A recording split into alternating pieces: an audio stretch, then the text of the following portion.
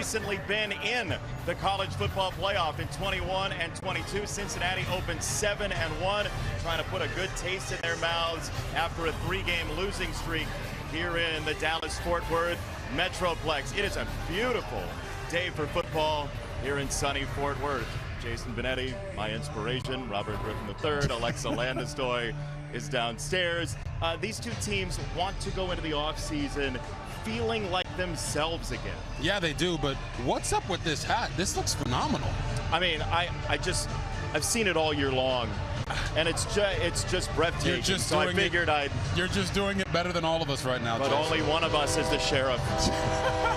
And when you talk about these quarterbacks and these teams, they underachieved this year. But if you love points and you love two quarterbacks who don't feel like they have a seam to throw that they don't love, this is the game for you. They know that they can make every throw off platform, on platform, but today they have to make better decisions to keep their teams in the game so they can go into the bowl season feeling confident like they did when they came into the year. That matters. I mean, you played the position at quarterback. That matters to you how you go into the offseason, right? Yeah, it does, because both of these quarterbacks had a chance to leave potentially and go to the NFL, and the years didn't quite go the way that they wanted them to. So you want to create positive momentum going into bowl season, going into the offseason, so you don't have those negative thoughts as you go into that. And like you said with the hats, man, these two Cowboys need to find their holsters at the right times, but boy, can they shoot. All right, partner.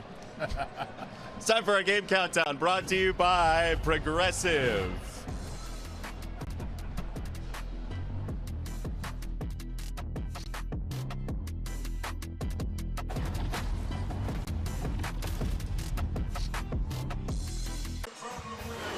Fox College Football is sponsored by Geico. Switch and save, get more with Geico. Final game here at Fort Worth for a bunch of seniors for TCU, but to our favorite TCU alumna downstairs, Alexa Landestoy. Welcome back. All I know, JB, I got to borrow that hat sometime as we are back here in the fort, but you touched on it. They're playing for their glue guys. Both teams already bowl eligible. Of course, they want to get to 8 wins, but most importantly, they want to send their seniors out with a win. Without hesitation, the TCU players and coaches said, boy, are we going to miss tight end Chase Curtis. He started out of junior college, walked on here at TCU, earned a scholarship, and now is a 2-time captain. Head coach Sonny Dykes said he is the heart and soul of this locker room.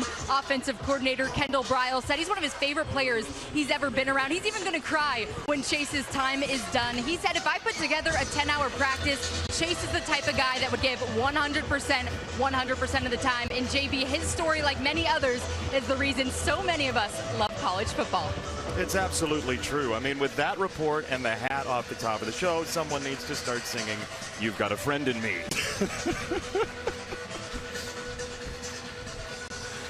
I don't know if anybody has more fun calling college football than we do, Jason Benetti. It's been an absolute pleasure, and two teams that really want to go out to the bowl season on the right track. 7-4 TCU, 7-4 Cincinnati. Two defenses that have trouble getting off the field. Could be a shootout. We'll see. Cincinnati and TCU underway, and it is a touchback and a lot of friends and family here for Denton's finest, Brendan Sorsby, coming out. Yeah, Brendan Sorsby's got over 100 family members here today. You see those total touchdowns. When this guy is on, I'm telling you, it's like poetry in motion. He has all the throws, all the arm angles. He can do it off platform, and he can get it done with his legs. We'll see how healed he is from that ankle injury he had a couple weeks ago. They want to bounce back today after they were dominated up front against BYU.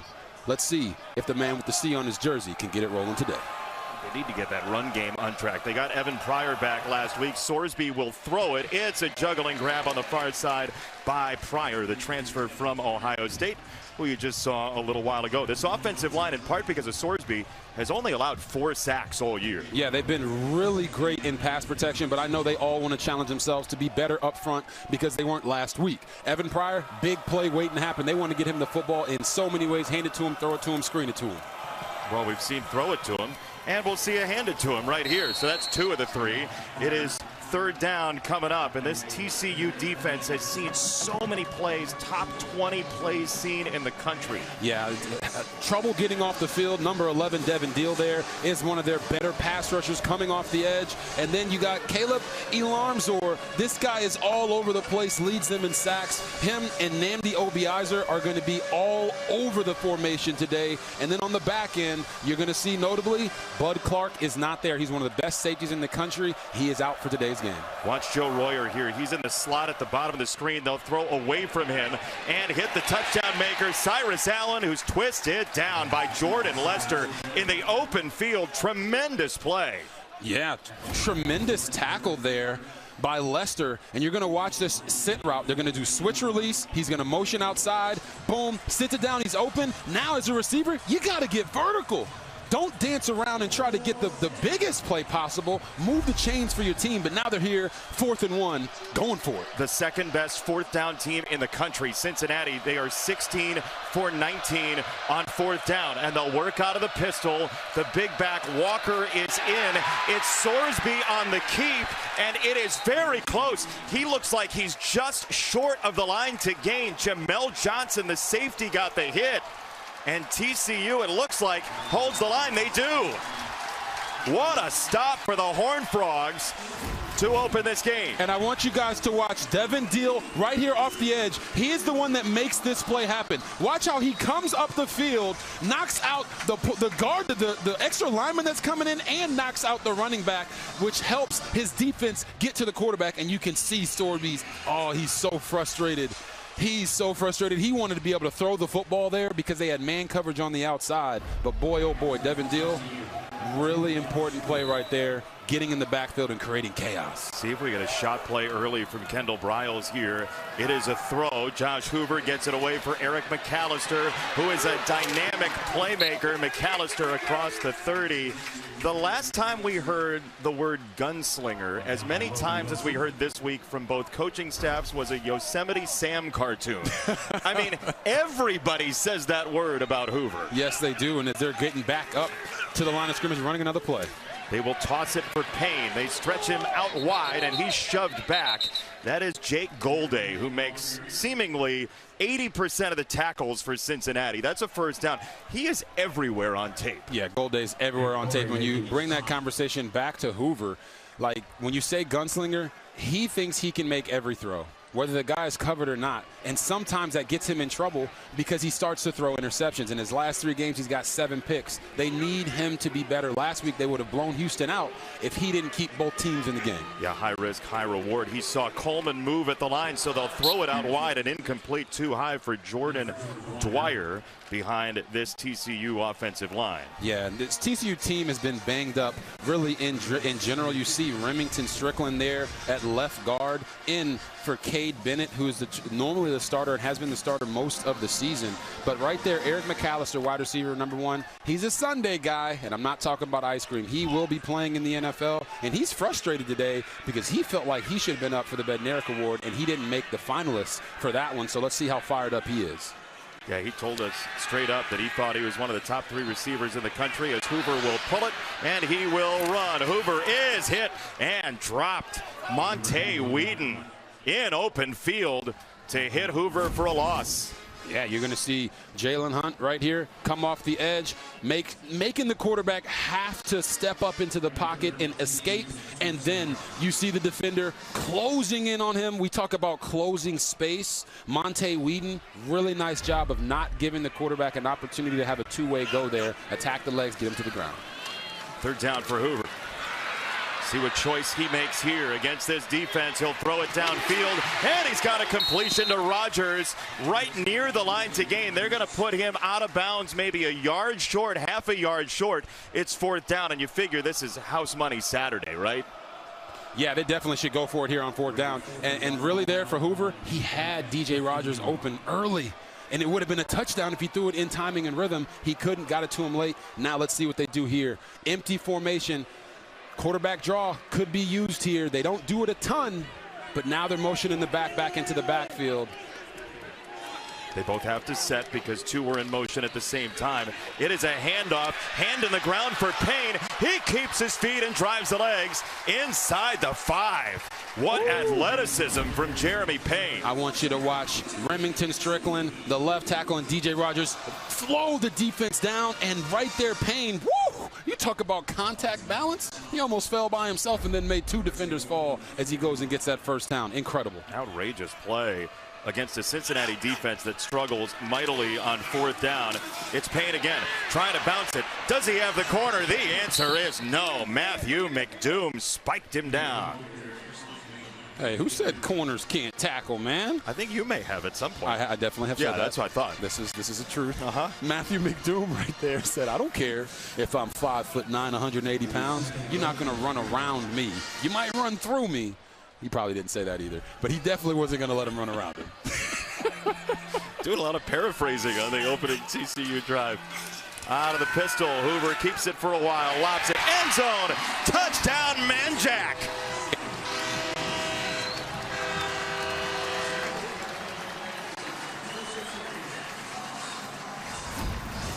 I want you guys to watch the linebackers and the safety here off of the play action. Manjack is going to come in, act like he's blocking, get everyone to draw their eyes down, and then Hoover, the easiest touchdown he's probably ever thrown. Right in the back of the end zone, draws the defense up with the play action pass. Oh, my goodness. That's a quarterback's dream. You know, it's interesting. Kendall Briles clearly had studied the defense red zone, and everybody does. But he talked substantially yesterday about what Cincinnati does in that red zone and how difficult they are with that 3-3-5 look. That felt like a play designed specifically for what they do. Exactly. He also told us you got to run the ball in the red zone. Yeah.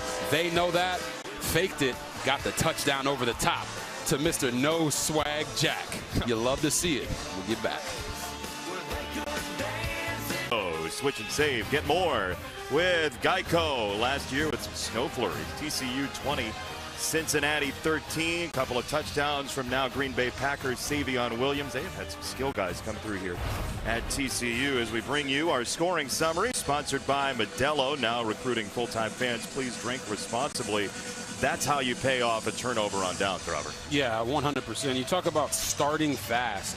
We told you in the opening you could see a lot of points in this game. Both defenses struggle to get off the field, and both offenses have firepower. You saw that on display for TCU. Now we'll see what Cincinnati has to do on their next drive.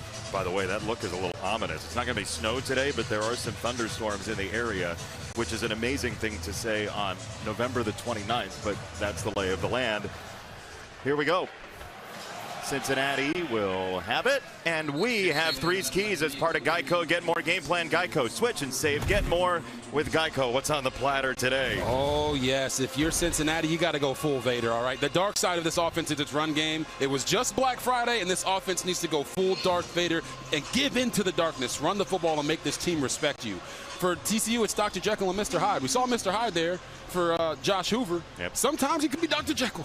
He's got to be protective of the football and smart with the football. And then for both teams, it's mask off, man. This could be your last game. Walk away with no regrets.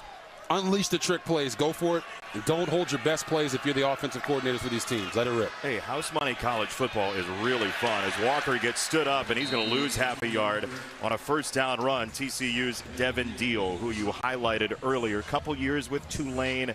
5.5 sacks last year. Not as much production this year, but we see it so often in college football. Once people know what you do, they slide protection over to you. Here's a throw, and that's not going to go anywhere for Allen. Just a couple of yards on that throw, and it'll be third down. Time of possession, the defenses are going to get a workout. Yeah, both of these teams really like to go fast on offense. As my wife is over here waving at us from the crowd. Yep. You got to love it. It's a family affair here at Fox. But now on third down, look for them to once again try to get the football to number 4, Cyrus Allen, right there in the bunch. This team loves to throw to the bunch side to the field, so anticipate them attacking up to the top of your screen. TCU fades off of the blitz. Deal nearly got there anyway. Sorsby under duress. He will throw right at the line to gain, but he gives it right back. Goody gave back the first down, and now it's 4th down and 1. Again, if he catches and falls, they move the chains. Yeah, you're going to watch Goody's route. It's just a curl route. It's a curl concept. They got him coming here with a curl on the outside. Boom, he makes this catch. It's a first down, just like we talked about. Boom, he's got it, but then he loses ground, and it looks like the ref still marked him back. Now they're going to punt the ball, and just two decisions there on back-to-back drives for Cincinnati where the receivers are not getting skinny and getting vertical after the catch, and it costs them a first down both times. When you say getting skinny, what do you mean? We talk about, as a receiver, you want to catch the ball and then follow the track of your route. So if you're past the first down marker, don't lose yards to gain yards. Get skinny, get vertical. Cincinnati has kind of talked out of both sides of its mouth on fourth down so far. They go for one, don't get it. They punt this time, and it's a long field for Josh Hoover, but he may not care watching him play football. Hoover, the guns. They're ready for football in Fort Worth. The weather delay is over. TCU and Cincinnati are about to resume. Let's send it back out to Fort Worth. Jason Benetti and RG3. Take it away, guys. Keep it this time. We're going to try. Mike, thank you. Being pressed into duty as always, Mike Hill, and the guys are fantastic. 7-0 TCU, about an hour and a half of a weather delay, and that makes us fools in the rain. Early, big stop on fourth down for TCU. Cincinnati rarely gets stopped on fourth down. Josh Hoover on the roll and throw, setting up an opportunity for the opening touchdown. Payne with a run to get him inside the 5, Robert. And this TCU offense they haven't had big games recently, but they're dangerous. Yeah, you know, having the ability to play clean and start fast, it looked like they were going to get on a roll, and then that weather delay kind of threw a little bit in there. As you can see, the fans were taking off their shirts and rolling around. This is a high-level squeegee game that they have here in Fort Worth. It was quite the entertaining people watching, by the way, during the break. We're right over the top of one of the sections here, and there was a guy running up the stairs, and he was just against the wind, right? He was full Bob Seger against the wind. His hat got blown off. He got blown like across the aisle. Yep. It was great people watching, and now we have football to play in a game that might be as zany as the weather. Yeah, and in full Texas fashion, the sun was out soon after all the rain came through. So now you have an opportunity for Cincinnati to get the ball back and answer after the rain delay. I know as a player, the main thing you want to make sure you get back righteous is those hamstrings. You got to get out there and run full speed again. They came out, got warmed up. I think they're ready to roll. You know who was down in the weather pattern all break? Who would that be? Was Alexa Landestoy, who I think is still here and kind of dried out. Alexa, how you doing down there? I'm still dry, JV. I got to hang out in the tunnel, and that was a great spot to be because over the last hour, we got a little bit of everything. It was light rain, then it was sideways rain, and now we're back to blue skies and some clouds as well. The teams, both locker rooms were staying loose. I was in the TCU tunnel when the players returned to the field.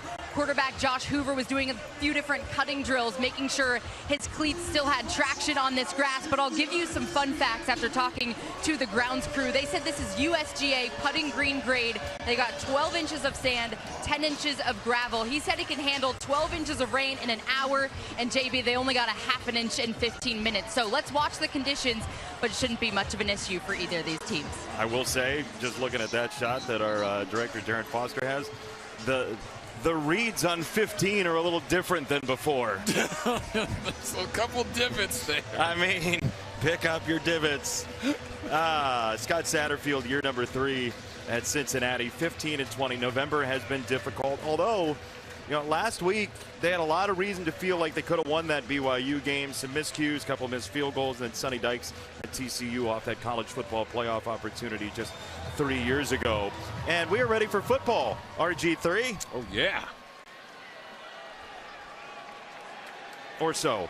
Are we ready for football? What's another 20 seconds between friends? I mean, you had a great time. You had the Jenga tower out. You were running sprints in the hallway. Yeah, 100%. Yeah, had the kids out there. Yeah. They're like, let's go to the field. It's raining. I'm like, Daddy's got a suit on and got to call the game. But I would love to.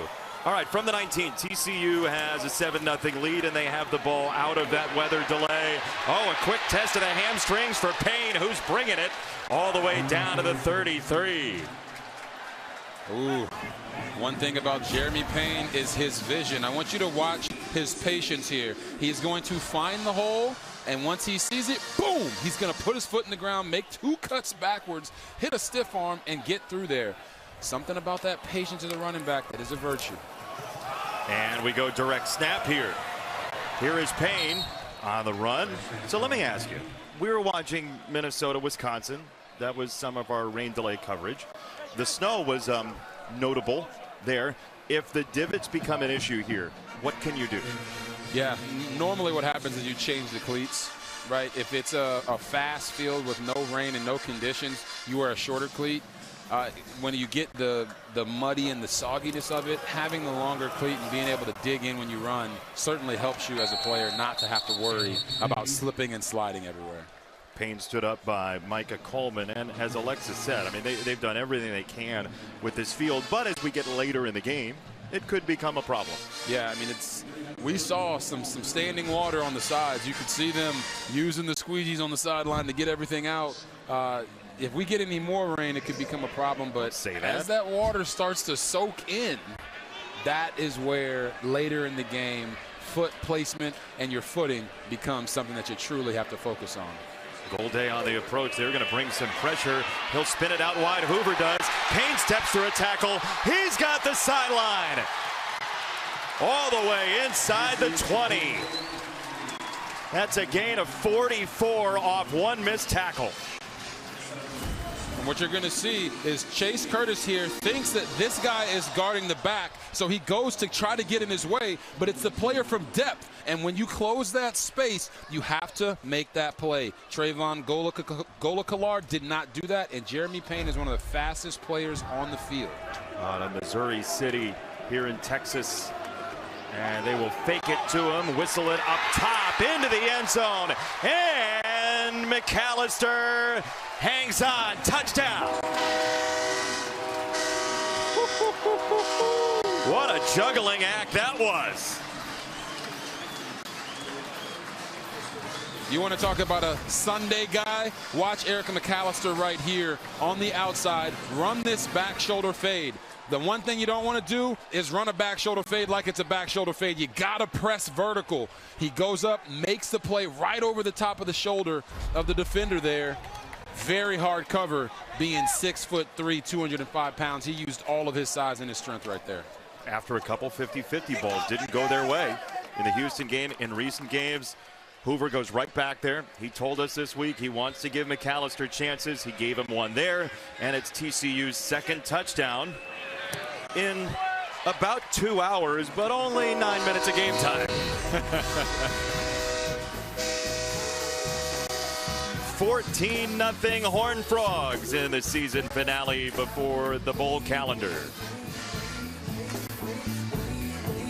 Somehow is a check raise. Let's just push all the chips at that point. I love it. I mean, I have nothing to say to that. That is unbelievable. What a Libre mask. Pocket sixes. Flop is 6'6", You're like, got him. Here we go. Cincinnati will have it off the touchback. Let's go back to the touchdowns. They look kind of similar. Yeah, and Jason, we talked about this during the break. Watch the fake and the length that Hoover is spending on the fake to get these defenders to crash in and have their eyes in the backfield to sneak behind them, creating one-on-ones, or in this case, a one-on-none. In the last touchdown, they did the same thing, long fake, and they got the mic and both safeties to calm down so they could have a one-on-one on the outside to Eric McAllister. That is something to pay attention to because it is clearly a vulnerability in this 3-3-5 defense for Cincinnati. Feels like a teaching point this week. That's right down the middle for Noah Jennings, and a first down much needed for Cincinnati. Doesn't it feel like that? Yeah. That it was a teaching point during the week for Hoover in this offense? It had to be. In this offense with Kendall Browse as the offensive coordinator for TCU, I played in this offense. Yep. We were at Baylor together, so I know that when they do start to emphasize that fake, they understand that, hey, they got a lot of guys trying to stop the run. We have to be a little bit more attention to detail here. And then what does Cincinnati come out and do with Brendan Sorsby? They do the same thing. Yep. Do a nice little fake, hit an RPO right over the top, and they're rolling 1st and 10. We'll go two tight ends here, Royer and Gerd. And it's Sorsby on the quarterback, Power running behind Royer. He'll end up with 9, and second down coming up. Yeah, I just love this. You're going to see Devin Deal as the read. They're going to bring Royer across to block for him. Hey, here's the read. Boom. Let him run in the trash, and then you get on the outside. And defensive coordinators, they don't love giving up runs, but they hate giving up rushing yards to quarterbacks. It literally keeps them up at night. You know the feeling. Second down and 1. Here's a throw. It's Sorsby. He's on target. Goody with the catch. He's got a first down off 9. And again, Cincinnati's offense can go at ludicrous speed at 32 points a game plus. They're top 40 in the country. And it's really for both of these offenses. When the quarterback is on and making the right decisions, you saw how many touchdowns Brendan Sorsby has this year. 33. He is one of the more prolific quarterbacks in all of college football. And I love what Coach Satterfield has done coming out of this break, giving him nice, easy completions to get back in rhythm. Little quick touch for Isaiah Johnson, and he is not going anywhere. There's a marker in as Jamel Johnson hung on for dear life. We'll check the penalty. He's going to be holding on the tight end Joe Royer.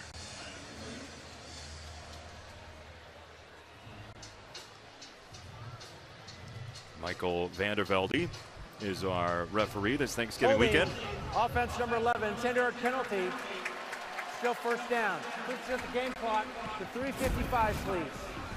So you're going to see right here, as soon as you're in blocking and engaged, when the offensive guy gets outside of you, let go. Thank you. You got to let go. He didn't. DB reaches. You see that jersey tug? Ref is always going to flag that. It's kind of counterintuitive, Jason, because you think, hey, block through the whistle, run your feet. But if the guy gets outside of you, you got to let that guy go, because as soon as he reaches, everything is going to become a penalty. Here's Pryor biding his time and then getting tumbled forward to the 43. It'll be second down coming back as Caleb Elarms-Orr made the stop. He is the leading tackler for TCU. He's been really active this year, the senior out of California. Yeah, he's been a tackling machine, sideline to sideline type of guy, all the cliches you can imagine. But when he blitzes, he has a knack for getting to the quarterback in a hurry.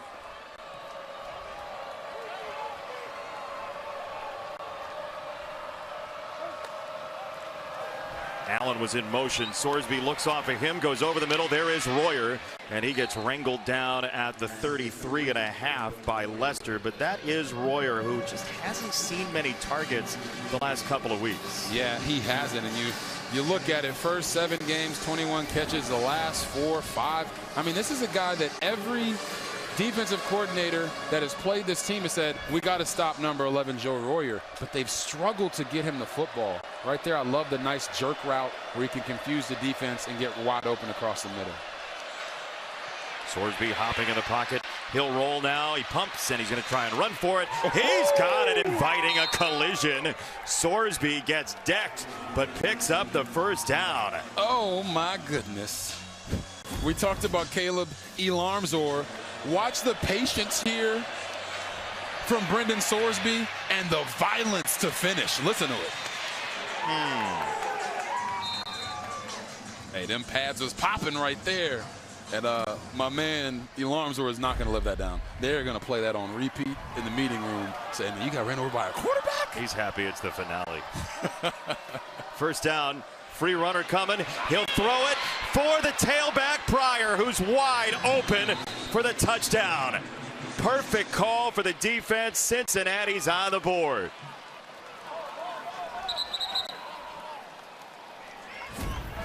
When you see the motion come across, it's 2 guys. Right here, number 26, Vernon Glover, and right here, the linebacker, Namdi. Once the motion comes across, they forget who's blitzing and who has to cover the running back on the outside, and they leave him wide open for a touchdown. Motion causes communication, and as you know, Jason, sometimes people aren't communicating on the same sheet of paper. Right there, Cincinnati got TCU confused. And it's a tendency breaker for Cincinnati, who is in the bottom 5th of college football in motion at all, because of the tempo they run. A little bit of a different look. House money Saturday. Last day of the regular season, never know what you're going to see. Pacific Life, building confident futures for nearly 160 years. It's a pretty soggy Saturday. These folks have been rugged in the crowd, as you see Brendan Sorsby now number 2, tied with the great Ben Mock, 2007. for total touchdowns in a single season. And it feels like 14's not going to win it today, so there might be more coming for the local product. 100%. And you want to talk about coming out from the rain delay and playing at a high level. I mean, both of these quarterbacks, there's one incompletion between the two of them. It's pretty good. So when we said like these guys love to make big time plays and love to throw the football, they're showing us right here today. Brendan Sorsby does as well, Alexa.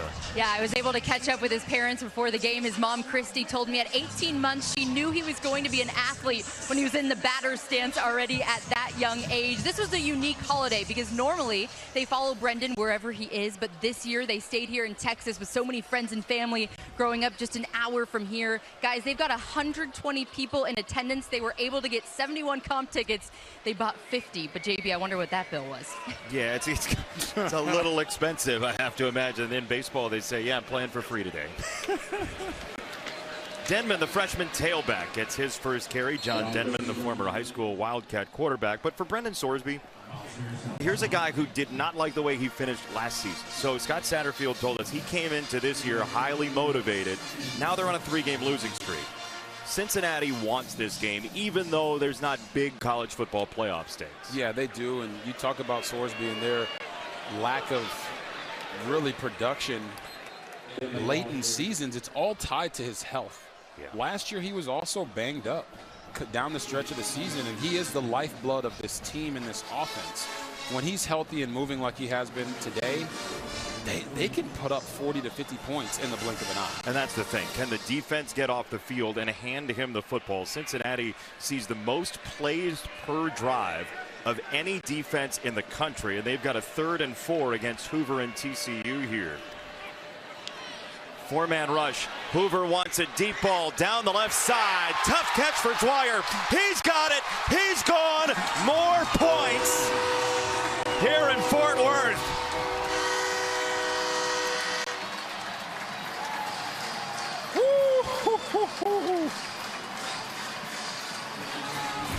Jordan Dwyer, this is what you call go ball. And then watch how he slows down and controls this route. Gets hands on, sees the ball, understands where to get it in the perfect position, and then goes up over the top of Logan Wilson, the DB, and lets him know, hey, man, hey, I am who they say I am. Goes up and makes a great play. Nice ball. Wasn't a perfect ball, but the receiver made the quarterback right. You love to see it. One of the greatest plays you'll ever see from a guy from Puyallup, Washington. Are you saying that you don't know anyone else from that part of Washington? I used to, but he left after 3 seasons. Hi, Brock. 21-7 TCU. This thing has erupted already.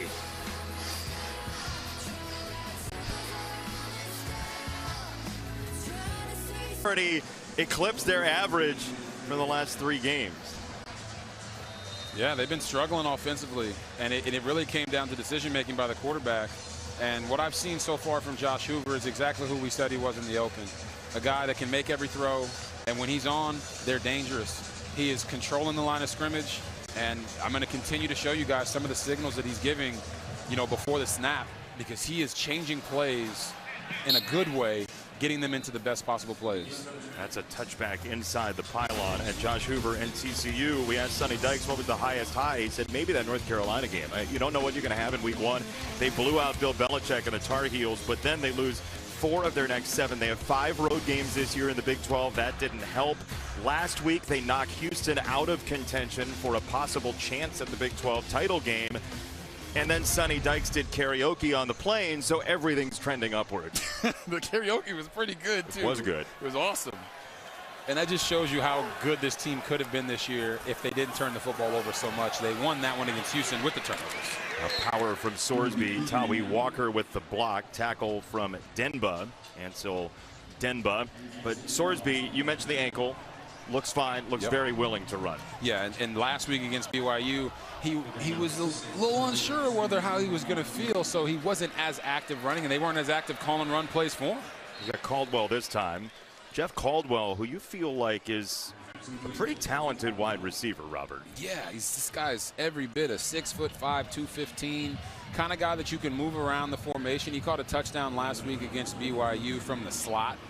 and he just doesn't get as much rep share here, although he is their second leading receiver. So I'd love to see him get more involved in the game plan because it's hard to cover those types of guys. Hey, some games around college football don't have big numbers in points right now. Oh, we got all the points here in the Metroplex. 21-7, the Lightning's gone. 21-7 TCU.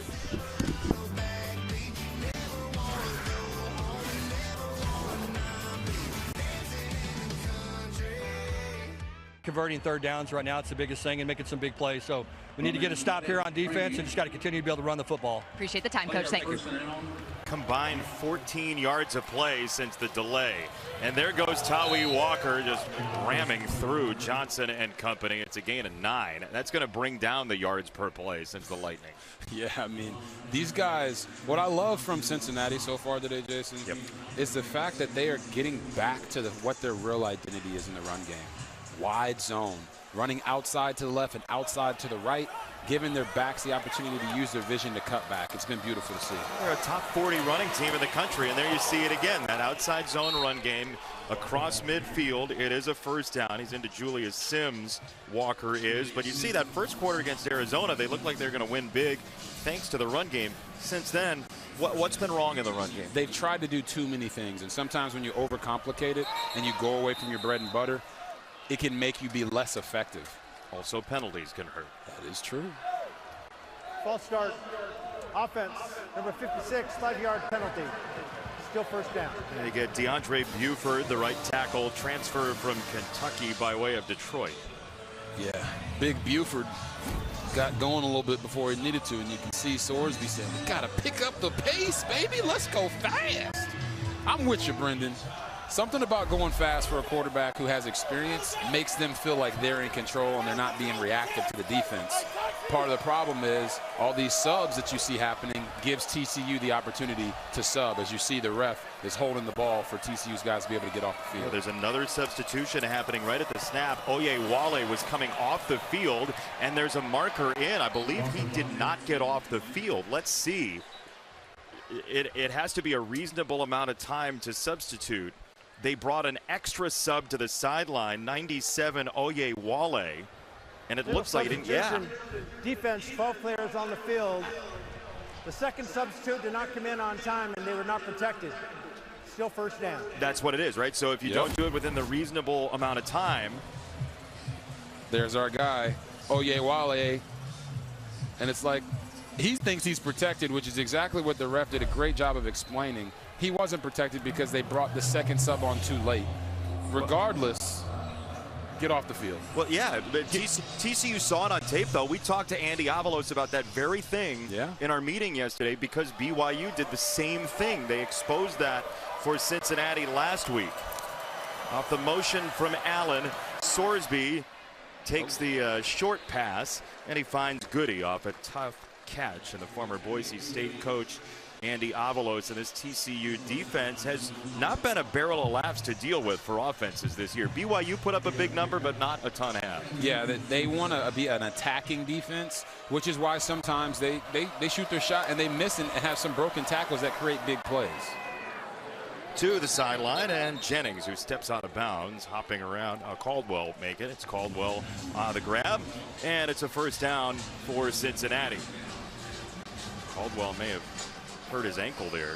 And what they're doing a really nice job of right now is TCU is trying to make Cincinnati earn it, and they're saying, all right, if you're going to play off coverage, we'll take it. We're not going to force the issue. We'll run the football on wide zone. We'll take the hitch routes. And it's, they got another 12 men on the field for TCU. You got to be a protected sub.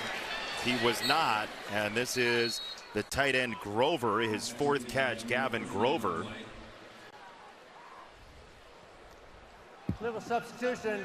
Defense, 12 players on the field. 5-yard penalty. Still first down. Sonny Dykes is asking why the snap didn't get held. Yeah, and there's Devin Deal coming off the field late.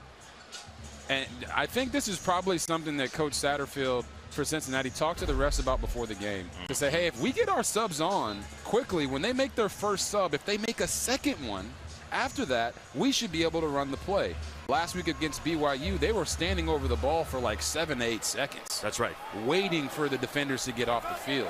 And now the officials are doing it here because of the substitution moments ago. Out of the pistol, they will run. Tawee Walker with a gash and running behind Jennings, who actually was a landmine more than a blocker. He ends up at the 14, gain of 20. Yes, and I want you to watch 77, Taron Tayo. He is going to cut the defense, gets up to the backer, and allows Tawee Walker to have that full cutback lane. That's what we're talking about, the outside zone. Everybody's on a locomotive track to the left and allow the back to read each single gap one by one. The big fellas don't always get love, but Taron Tayo right there was the main reason that run was so effective. Walker had to turn Jennings into a lawn dart, though. He just threw it straight head first into the ground, trying to get him out of the way. Sorsby down the middle, end zone. It's the 5th passing touchdown combined in this game. Caldwell hauls it in, and Cincinnati scores. Oh, there's so much great stuff here. Watch what Brendan Sorsby's eyes do to the safety, moving him out of the way, off the play action to boom, hit his guy, Jeff Caldwell, over the top, the big 6'5" receiver that I've been clamoring for 2 weeks to get more targets. This is the perfect time to target him right across the middle in the red zone. Beautiful scheme, amazing job with the play action, and Sorsby is on fire right now. Yeah, he's from the region. He's from Louisville, was at Lindenwood in the Ohio Valley Conference in Missouri, his first year at Cincinnati, and he has touchdown number 6. All right, I'm going to change my statement. 21's not going to win it today. If you like points, stick here with us, because there's some more going up on that board. Fox College Football is sponsored by Geico. Switch and save. Get more with Geico. Man, these offenses are a well-oiled machine right now. 35 points. You talk about a well-oiled machine. The Sorsbys. Oh, no. Oh, no. Jamie, hey, when Chrissy has to sit there and say, high five. She said high five. I'm like the Walter White meme when he's in the car screaming, trying to tell him, hey, don't do it. Hey, you better look and give that woman a high five, man. You're going to have a bad night. I am the one who high fives. Bailey on a fair catch. TCU will have it. Some discussion during the break, though. Andy Avalos, Sonny Dykes talking about the substitution pattern, the 12 men on the field. Dean Blandino, how do you break this down? So the first one, that was on TCU. They did substitute their players late. The second one, it was number 9, Caldwell, that went out of the game for Cincinnati. Now TCU gets an opportunity to match up. The officials didn't allow them to match up. So on the second one, that was more a mechanical breakdown. The first one, that was on TCU. Dean, hang with us. I have one more question for you on that. After this play from TCU and Payne in the backfield with the carry, what constitutes late? Just for our audience, what are we looking for to have it be late? So when the offense substitutes, the referee will put both arms outstretched, and it's a 3-second window. Now as a defense, you have 3 seconds to get your substitutes out on the field and complete that. So the window had dropped, and now TCU sub late. Dean, thank you so much. Appreciate that. Payne on the run, trying to get outside. He's stacked up by Golday and Coleman, and it's 3rd down. But again, that was on tape from last week for Cincinnati. BYU forced Cincinnati into a timeout last week that caused them eventually, butterfly effect, to miss a field goal. And to your point, regardless of whether the defense comes in at 1 second or 2.99 seconds, the refs can't just say, nah, we're just going to let the play run because they're slowing the game down. So TCU is trying to take advantage of that rule the right way. It's the peril of substituting for an offense. Hoover looking around, scanning, and then throwing it out of bounds. It's incomplete. Jalen Hunt had the pressure to speed it up. Hoover said, I didn't have anything. Yeah, but if I'm Hoover there, he had a massive gap in the middle of the field to step up in the pocket and go. I bet you, though, Kendall Briles does not mind that throwaway, considering the turnover issues that have popped up in the past couple of weeks. Correct. You'd rather, some people say, you'd rather end the game or end each play with each series with a kick, whether it's a field goal, extra point, or a punt. Right there, he didn't make a bad thing worse. Oh, it's on the ground. Covey couldn't hang on, and TCU recovers. Manny Covey, who had a big week last week, put it on the ground, and the Horned Frogs are on the football.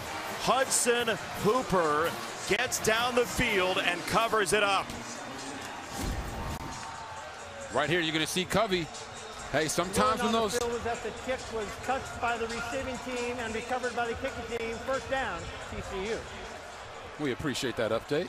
But you see Covey here, he has a couple Horned Frogs around him, takes his eyes off the ball at that last second. Every returner, receiver, anyone who's catching a ball out there that's watching, look the ball all the way in.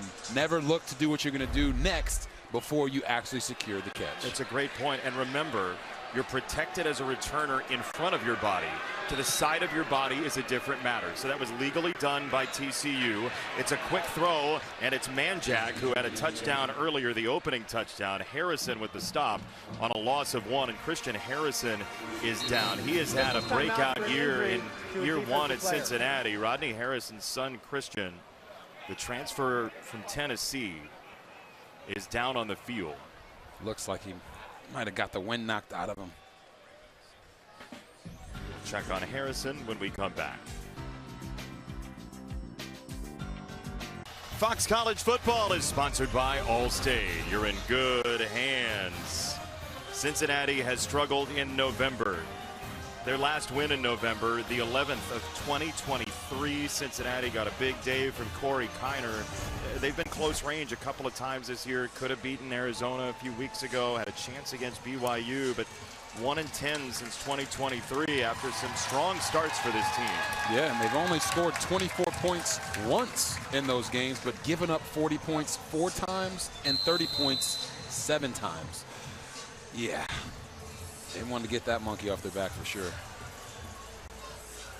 Maybe they use Simba Cam like we had during the break. It's hilarious. Simba Cam, after a weather delay, is officially overserved. In Funky Town. Yeah. Second down, Hoover. Clean pocket for now. Battle out of the backfield. And he's down to set up a 3rd and medium, 3rd and 6. Smart play there from Hoover, taking the check down, making this more of a 3rd and manageable. And you could honestly say to yourself, we're in 2-down territory now. So now the entire playbook is open. Run, pass, play action, whatever they want, they can have it their way. Harrison back on the field, by the way. Christian Harrison after a play. See what their way is here on 3rd and 6. They'll motion battle. Now they know they have man coverage. And throw it out wide. McAllister twisting and turning. And a first down corkscrew. Wow. The motion outside allows you to know that it's man coverage. You got a safety one-on-one with a running back. So McAllister hits the speed out, and watch the whoop, whoop, double spin move that have made Michael Jackson proud. This has been a thriller so far. Here's Battle on the carry for 1.5 yards. Sometimes you just got to go into your innovation bag, and he spins the first one, barely sees the next guy, spins again, and has the wherewithal to know where the first down marker is. You ever play Mike Tyson's Punch-Out? I have. He looked like Super Macho Man. That is a great reference. Wow. Eric McAllister, man. A big receiver who can make moves like a little receiver.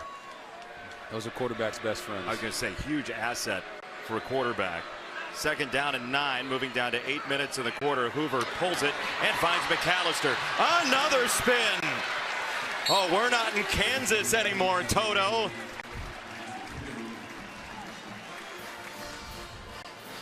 And again, just another nice job taking what the defense is giving. They want to play off? Awesome. I'll hit you with another stiff arm and a spin move. Hey, the spin worked twice last time, so he said, you know what, maybe it'll work this time too. I think the button on the controller's stuck. He's spamming it like Mortal Kombat. It's a run. It's the senior Battle on a step through. He goes to the spin, and the door closes down at the 1 yard line. What's up with the spin moves, man? Everybody's spinning right now. And you're going to see this is just inside zone. Boom, get to the outside. Boom, get vertical. I love that. No need to stretch it out if you don't have to. They're going fast with a sneak here, and that's not going to do the trick.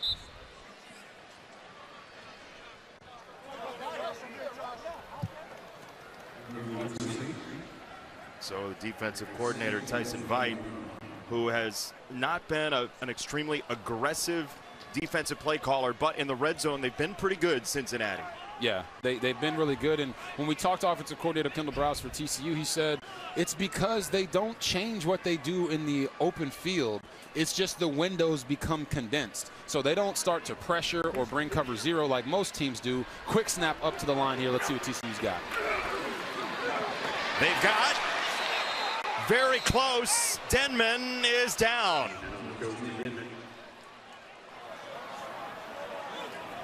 Wow. What a play by Jack Dingle. Boom, coming across. Denman jumps, and Dingle hits him so hard, it actually sends him backwards down at the 1 yard line. That play was completely blocked up and drawn up for Denman to score. But Jack Dingle made sure he didn't. Senior out of Louisville. His brother played at Cincinnati as well, a legacy player. Tight formation again. It's Hoover. He plunges to the goal line. Let's see. They got to unpack. You heard Mike Pereira say it earlier. There's a marker in. The official right at the pile threw a penalty flag. We don't know what the result of the play is yet, but there is jawing going on. Oh, they threw. That's going to be a personal foul against Josh Hoover for punching. Or is it during the play? If it's post-play, it could still be a touchdown. Hoover, you think, took a swing as you looked at your own closed circuit. Now, the officials are saying back up, but there are a couple questions here. When is the marker? And what was the result of the play? Correct. The runner is short of the goal line. The down will count. After the play, unsportsmanlike conduct. Offense number 10, 15-yard penalty. 4th down. So that's enormous, right? If it's a touchdown and it's post-play, so this will go to review. Unsportsmanlike of the game. From Skycam, you can see it does look like Hoover crosses the goal line for a touchdown. Ball's in his left hand. Right there, it looks like he is passed. Yeah. And then Peak comes in late and is pushing him. Hoover gets frustrated. Boom, Previous play boom. is under further review. Jabs him in the face a couple times. Then the flag comes out. So it looks like a touchdown. The question is, do the refs have enough there to overturn what the call on the field was? Personally, that's a bad call. Agreed. A lot of stuff happens at the bottom of these piles. He's got a hand in his face. He's getting shoved to the ground. What's he supposed to do? Just sit there? Dean Blandino, what do you see? I mean, Hoover's reenacting it, Dean. What do you think? On no both question, accounts. this is a big call, like you said. It's after the play. If it's ruled a touchdown, the touchdown counts. But they ruled short. Now you're going to move him back almost to the 16-yard line. To me, it's number 46 on Cincinnati that is instigating this whole thing. The play's over. Watch him here go after Hoover. Hoover's just trying to defend himself. I don't like that part of it.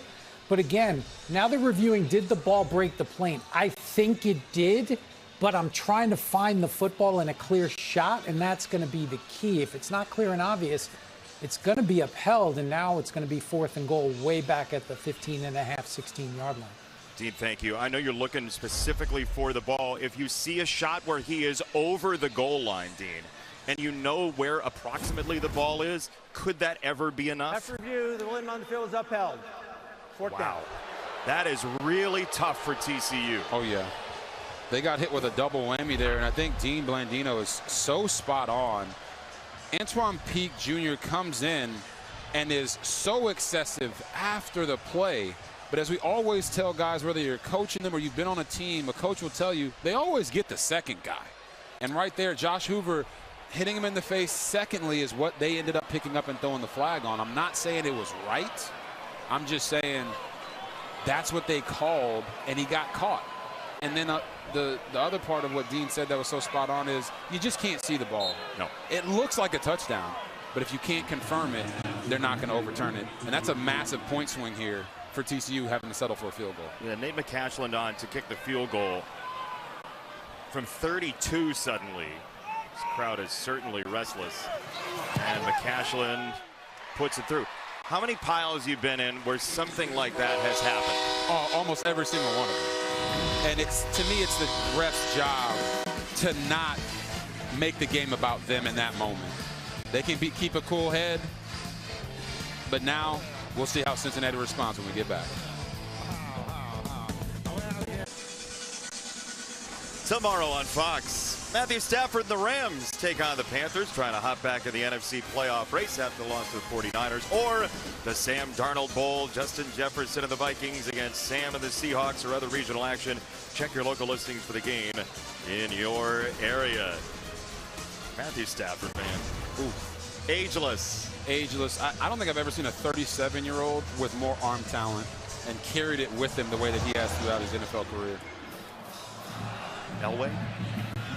Maybe. I mean, Elway was a monster. I was a big Broncos fan growing up. That's why I was, yeah. But Stafford's better than Elway. I get it. Arm talent-wise. You like passing touchdowns, Robert? I love me some passing touchdowns. It's all we got in the end zone department so far. It seems like they took all the food that they ate on Thanksgiving, and they're using them touchdowns as their leftovers. We talked about it in the open. These two quarterbacks have everything you want when they're on. And you can't say that about everyone, because not everybody has a strong arm or the ability to throw off platform. These guys do, and they came out here in the DFW and said, I'm putting on the show. 12 different receivers have caught passes so far. Sorsby pulls it and rockets it right down the middle of the spin for Jennings. Oh, he saw what TCU did in the Cyclone department, and Jennings does it himself. It's a gain of 23. Oh, my goodness. Again, you're going to watch Caleb Elarmzor. Watch how the fake holds him and opens up the hole right behind him. Boom. This is what Brendan Sorsby loves to do. RPO actions, control the linebackers to make the throws over the top of them. And you can see, look at the grass. Look at the grass in his face mask, man. Chia Bearcat. Uh-oh, pitch back. Sorsby loads it up. He lofts it down the left sideline. Wide open goodie. Well designed by Cincinnati. 2 plays into the red zone. Oh, my goodness. Watch how it affects the safeties as they run this flea flicker, and Goody is going to come over the top on a deep cross route. Does a nice job slow playing it, and he's got all this area to get to. As you can see, Brendan Sorsby, hey, if a guy's that wide open, make it easy on him. I would say that was a Goody play call. I mean, that was such a tough one to pull for. I don't know where you came up with it. Oh. You're going to miss me in a couple weeks, I am going to miss you. I am going to miss you. But only briefly. First down, Cincinnati. 4 minutes to go, second quarter. Couple of tight ends in. And they'll go with the quarterback, Sorsby. He's inside the 10. There is a first down available at the 1. And Cincinnati, a quick strike offense all season long, has a 2nd and 7. Yeah, and this quarterback run, it becomes more prevalent down in the red zone. Coaches will tell us, hey, you have to throw the football to get in the red zone and then run it to get into the end zone. So Sorsby's legs become a much bigger factor in the game plan. Sorsby, end zone, his first incompletion of the afternoon turned evening. He is 14 for 15 now. Yeah, and right there he's going for Noah Jennings. Gonna run inside and kind of run a corner route right to that front pylon, middle of the end zone. Interesting route combination this deep because you don't have enough space. If they had about 10 more yards, I could understand that concept, but it's almost a bench cornerish route. Very difficult, and they still almost completed it. The layers right next to each other. They have Allen in the slot at the bottom of the formation. He has been a major touchdown maker. And they're going to have to call timeout here. With the short drives these teams put together, they might get the ball back and want that timeout. We're back in 30 seconds. There were 4 kids. One of them caught an elbow just before we came back from break. They're having a great time jumping around. Kids love the rain. Like, this is a game that's made for kids. 100%. That's why football's a kid's game. Yeah. It's a kid's game, and we get to have the enjoyment of calling all the spectacular activities that are happening inside of it. Brendan Sorsby just playing backyard football right now. He's 14 for 15. His legs certainly are a problem for TCU. 3rd and 7. Yes, 3rd and 7. Talk about his legs, but look in the slot. You talked about it. Cyrus Allen is their go-to guy. Sorsby giving some ground. Fading it for Allen. He didn't see the ball. It is incomplete, and Cincinnati will have to settle for a field goal. We called it out. You called it out. hey, Cyrus Allen is the guy. They're going to push him up here vertical and then have him run a whoop-de-whoop route, what I call it. He's going to settle his feet and then whip around, and he is open. He's ready for the back shoulder, but Sorsby sailed it out of bounds. In those moments, you got to trust your receiver to make a difficult catch by giving him an opportunity and leaving the ball in bounds. Bounce back chance here for Steven Rusnak, who missed 3 times last week. Such a good kicker in the past 2 years, and he drills that one. Cincinnati within 7. We're back again in 30 seconds to Fort Worth.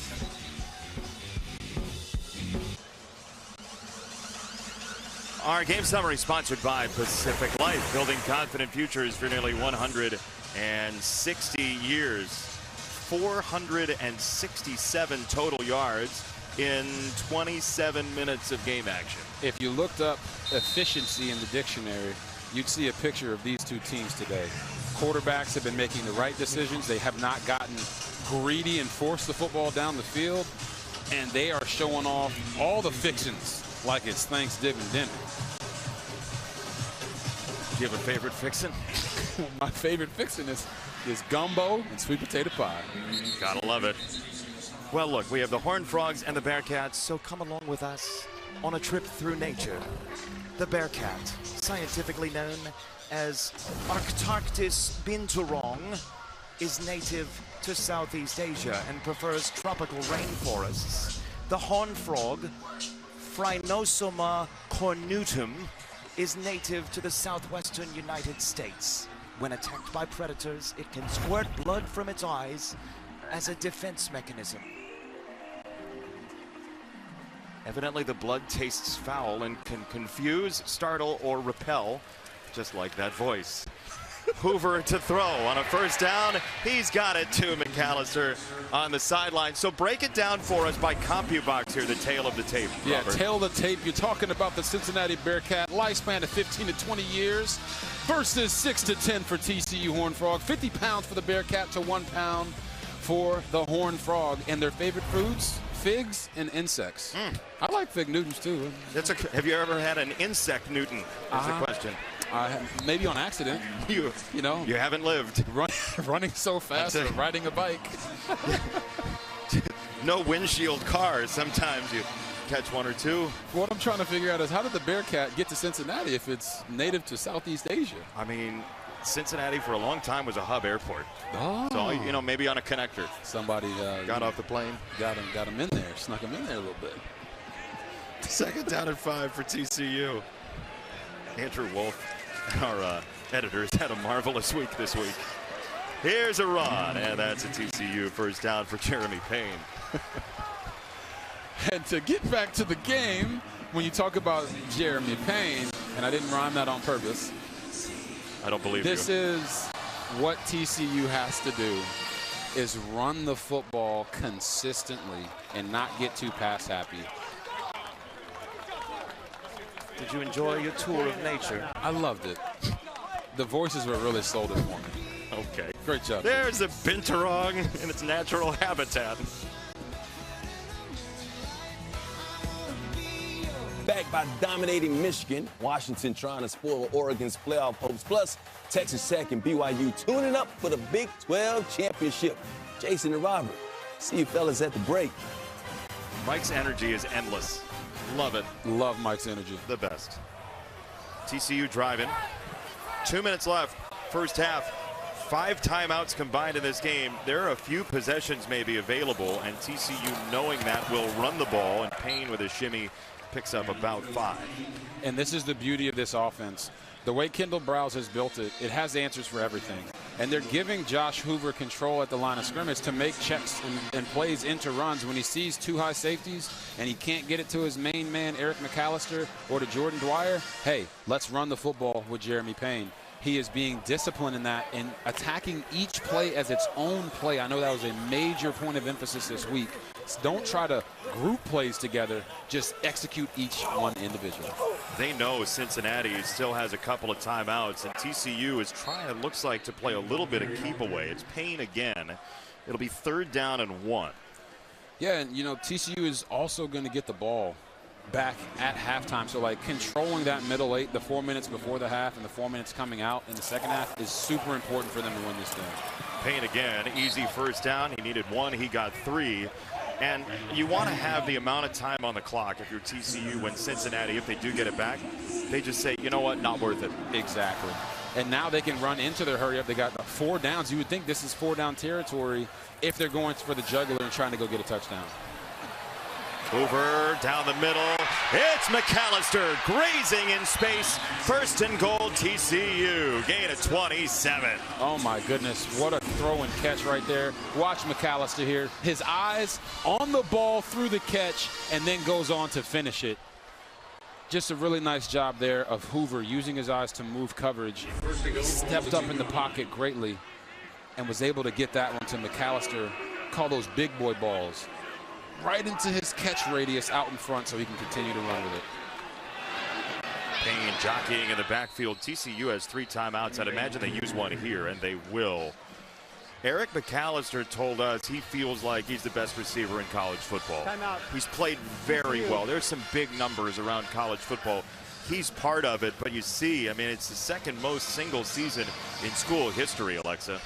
Yeah, you're talking about school history, and talking to Eric this week, he's really leaned into that relationship with those former teammates and TCU wide receivers at the next level, specifically J.P. Richardson and Jack Besh. He said, I think they're annoyed with me because I constantly ask them questions about what it's like playing at the next level. Do DBs still grab the same? What are the games like? What are the coaches like? Robert mentioned off the top of the show, McAllister is a Sunday type of guy, and no, Robert, not an ice cream guy. She's been listening. Love it. McAllister, I mean, those long strides, man. Yeah, and you're going to see him run this route over across the middle, but I want you to watch Hoover's eyes. He pump fakes and takes his eyes that way, steps up in the pocket, and goes from his eyes here to his eyes to this big spot of the field, and watch that off-platform throw, getting hit, and still makes that perfect throw right out in front of Eric McAllister. When I say these guys are dealing right now, I mean, it's like a poker game, and they always got the best hand. All in is what you might say to that. Yes, off the timeout, bouncing it outside, Payne. He's got 6.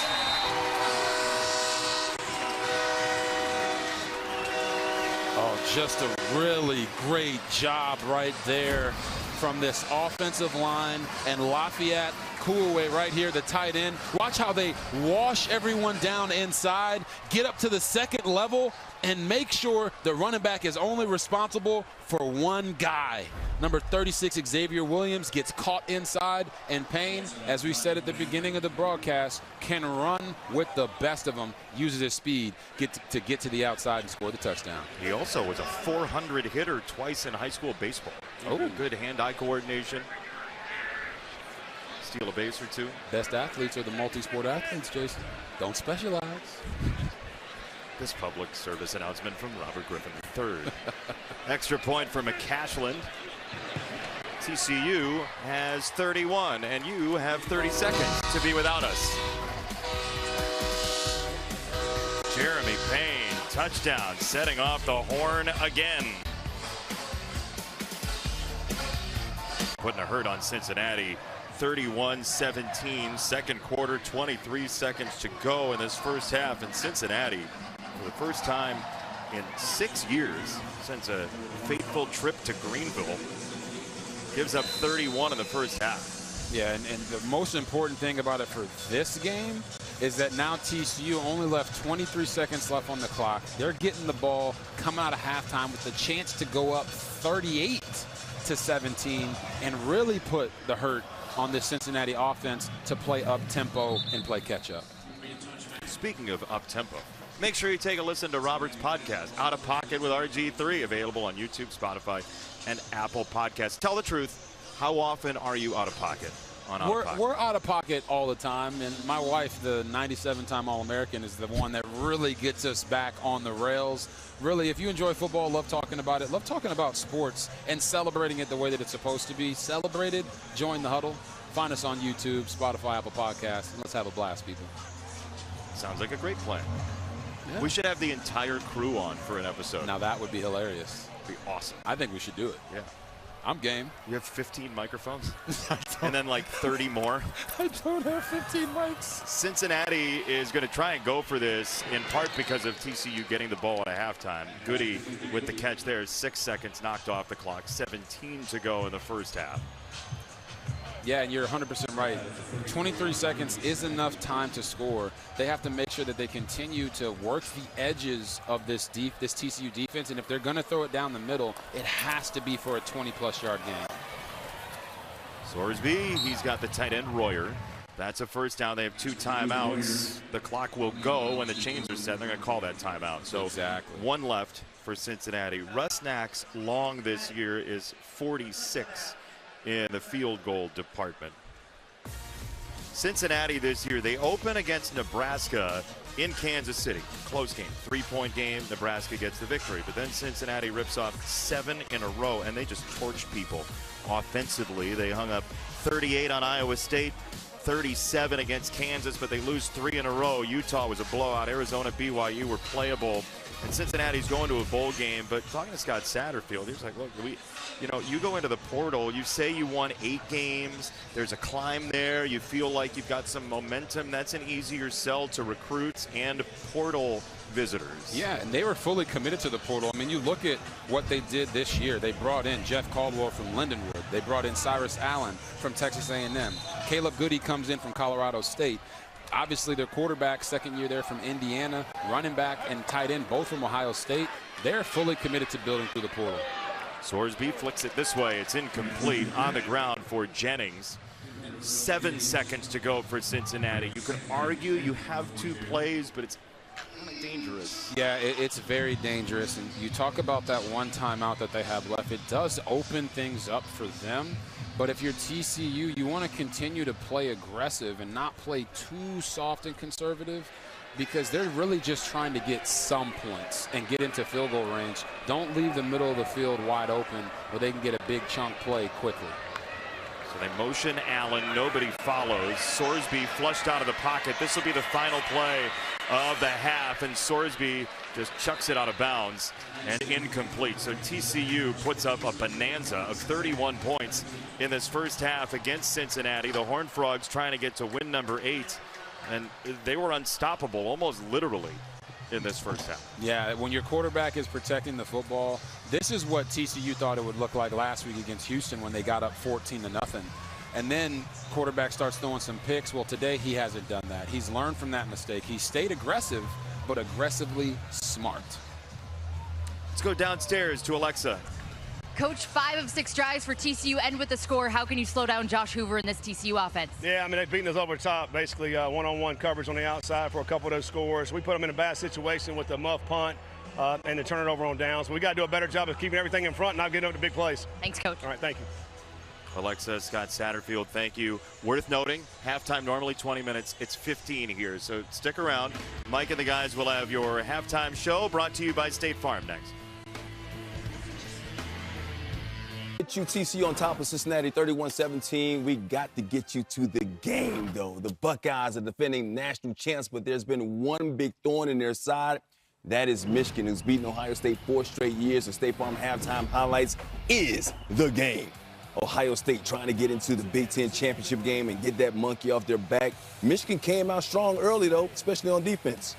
Yeah, I think it's you get a stop, and then you feel good. You get a one big play, but then all of a sudden Jeremiah Smith and Julian Sand take over. They were up 6-0, and then Julian Sand finds Jeremiah Smith there for Ohio State's lead 10-6, and then Sand finds Brandon Ennis for the 4-yard touchdown. Ohio State up 17-9, then Sand just got it going in the second half. That defense was strong. Held Michigan to just 39 yards in the second half. Monkey off their backs in the 4-game slide. They are going to the Big Ten championship game, completing a 12-0 season. We got number 1 Ohio State meeting second-ranked Indiana in the Big Ten championship game next Saturday in Indianapolis. The final 2 unbeaten teams in college football going head-to-head for the championship. Coverage begins at 6:30 Eastern on Fox. Oregon was hoping that Ohio State would fall, but they didn't. Oregon still trying to take care of business against its rivals in Washington, and Dante Moore doing his thing. Malik Benson, you better know where he is or he's going to the house. Oregon on top on the road, 26-14, that game late in the fourth quarter. Oklahoma could wrap up a playoff spot with a win over LSU today, but the undermanned Tigers giving them all they can handle. Highlights coming up next. College football halftime show. Like a good neighbor, State Farm is there. Take you around the nation. Oklahoma number 8 right now, trying to stay there and trying to stay in the playoffs. LSU giving them all they can handle. Though Michael Van Buren to Xavier Thomas, 1-yard score. Tigers on top 10-3. Back comes John Mateer to Deion Burks. That one going 45 yards, and we are tied at 10. Great call. Lyman getting out there, running the wall for that big touchdown. Defensive battle here. Down 3 Sooners are. Fourth quarter, Mateer to Isaiah Satania. Just happened. 58-yard touchdown. Wow. LSU did have a good return. I believe they are threatening 17-13 late in that one. Vandy, 14th in the nation, taking on number 19 Tennessee and Deshaun Bishop for the Vols. Finding a hole and breaking free, 35 yards, gives them 6. Tennessee on top 21-14, but it's been all Vandy and Diego Pavia. They're sending them to New York, baby. No doubt. That guy, he carries this team. He's the heart and soul. Of course, Vandy, I'm pretty sure they'll be making an argument that they should be in the playoff as well. Do it. About to go to 10-2.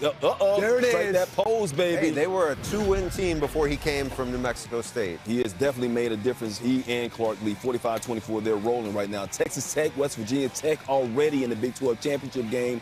Bear Morton with the exclamation point for their season. They're up 49-0. They win 49-0 over West Virginia in that one. Meanwhile, we got Miami trying to make a case. They're 12th, taking on Pitt on the road. Malachi Toney did it all today. He is something. I think he could maybe be their best DB if we want him to be. Yeah, probably punt returner, kickoff. The punter, I believe, Carson Beck, Toney, 22 yards. Canes win it 38-7. Meanwhile, BYU in the Big 12 championship game against Texas Tech, trying to finish strong against UCF. Went down 14-0, but all Cougars after that. Talk about a versatile true freshman. There's Bear Bachmeier. We see him with his legs. You see him with his arm here. And they've had a terrific season, 11-1. BYU and Tech in the Big 12 championship game. TCU's Jordan Dwyer, 69-yard TD reception. TCU up 31-17 at the half. Second half coming up.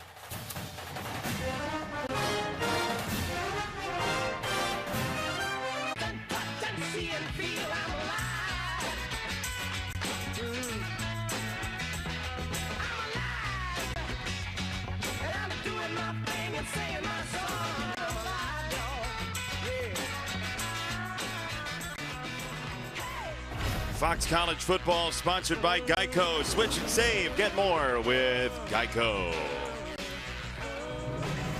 Our team comparison sponsored by Genesis Motor America. Learn more at genesis.com. A lot of yards, a lot of points.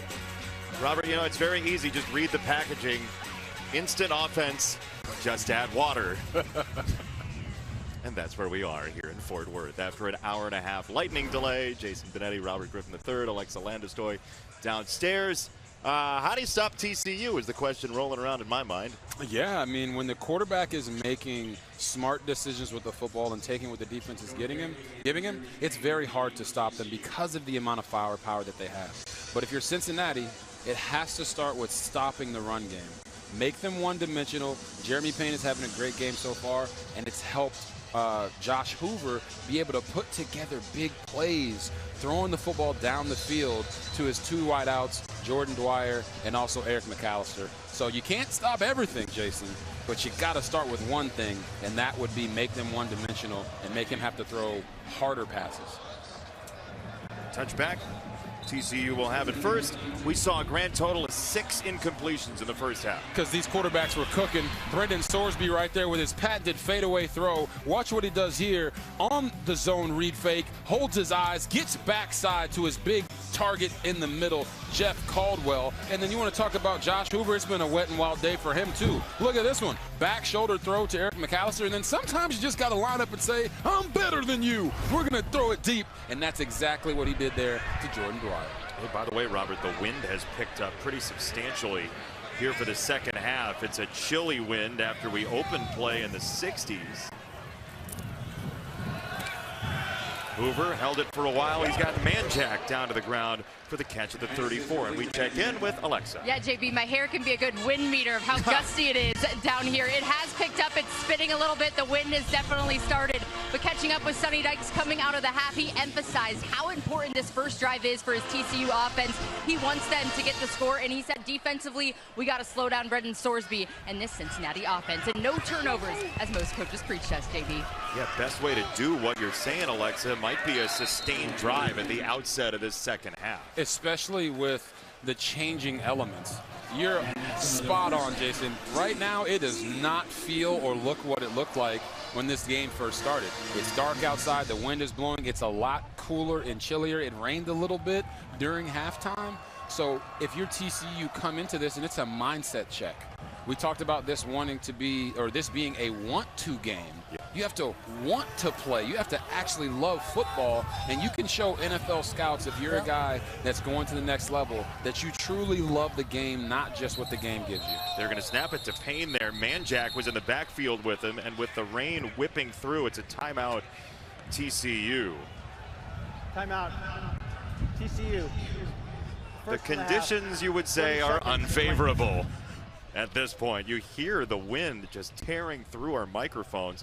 246, it was 68 degrees. It's dropped 9 degrees, but I'm telling you, with losing the sun, like, it feels like it's a 15-20 degree drop, doesn't it? It does, and it feels differently also because we're in Texas. Now, I'm a Texas boy. Look at her face. I mean, on the left there. That says it all. Look at the lips quivering. Yeah. Yeah. And you got the friends singing Sweet Caroline like nothing's wrong. So good, so good. That's the worst part of it. And when you're from Texas and you're feeling this, you look at the fans. They're having a good time in this. But the players are like, man, I thought this game was already supposed to be over based upon their body clock. Right. Instead, we're third quarter. It's chilly for sure.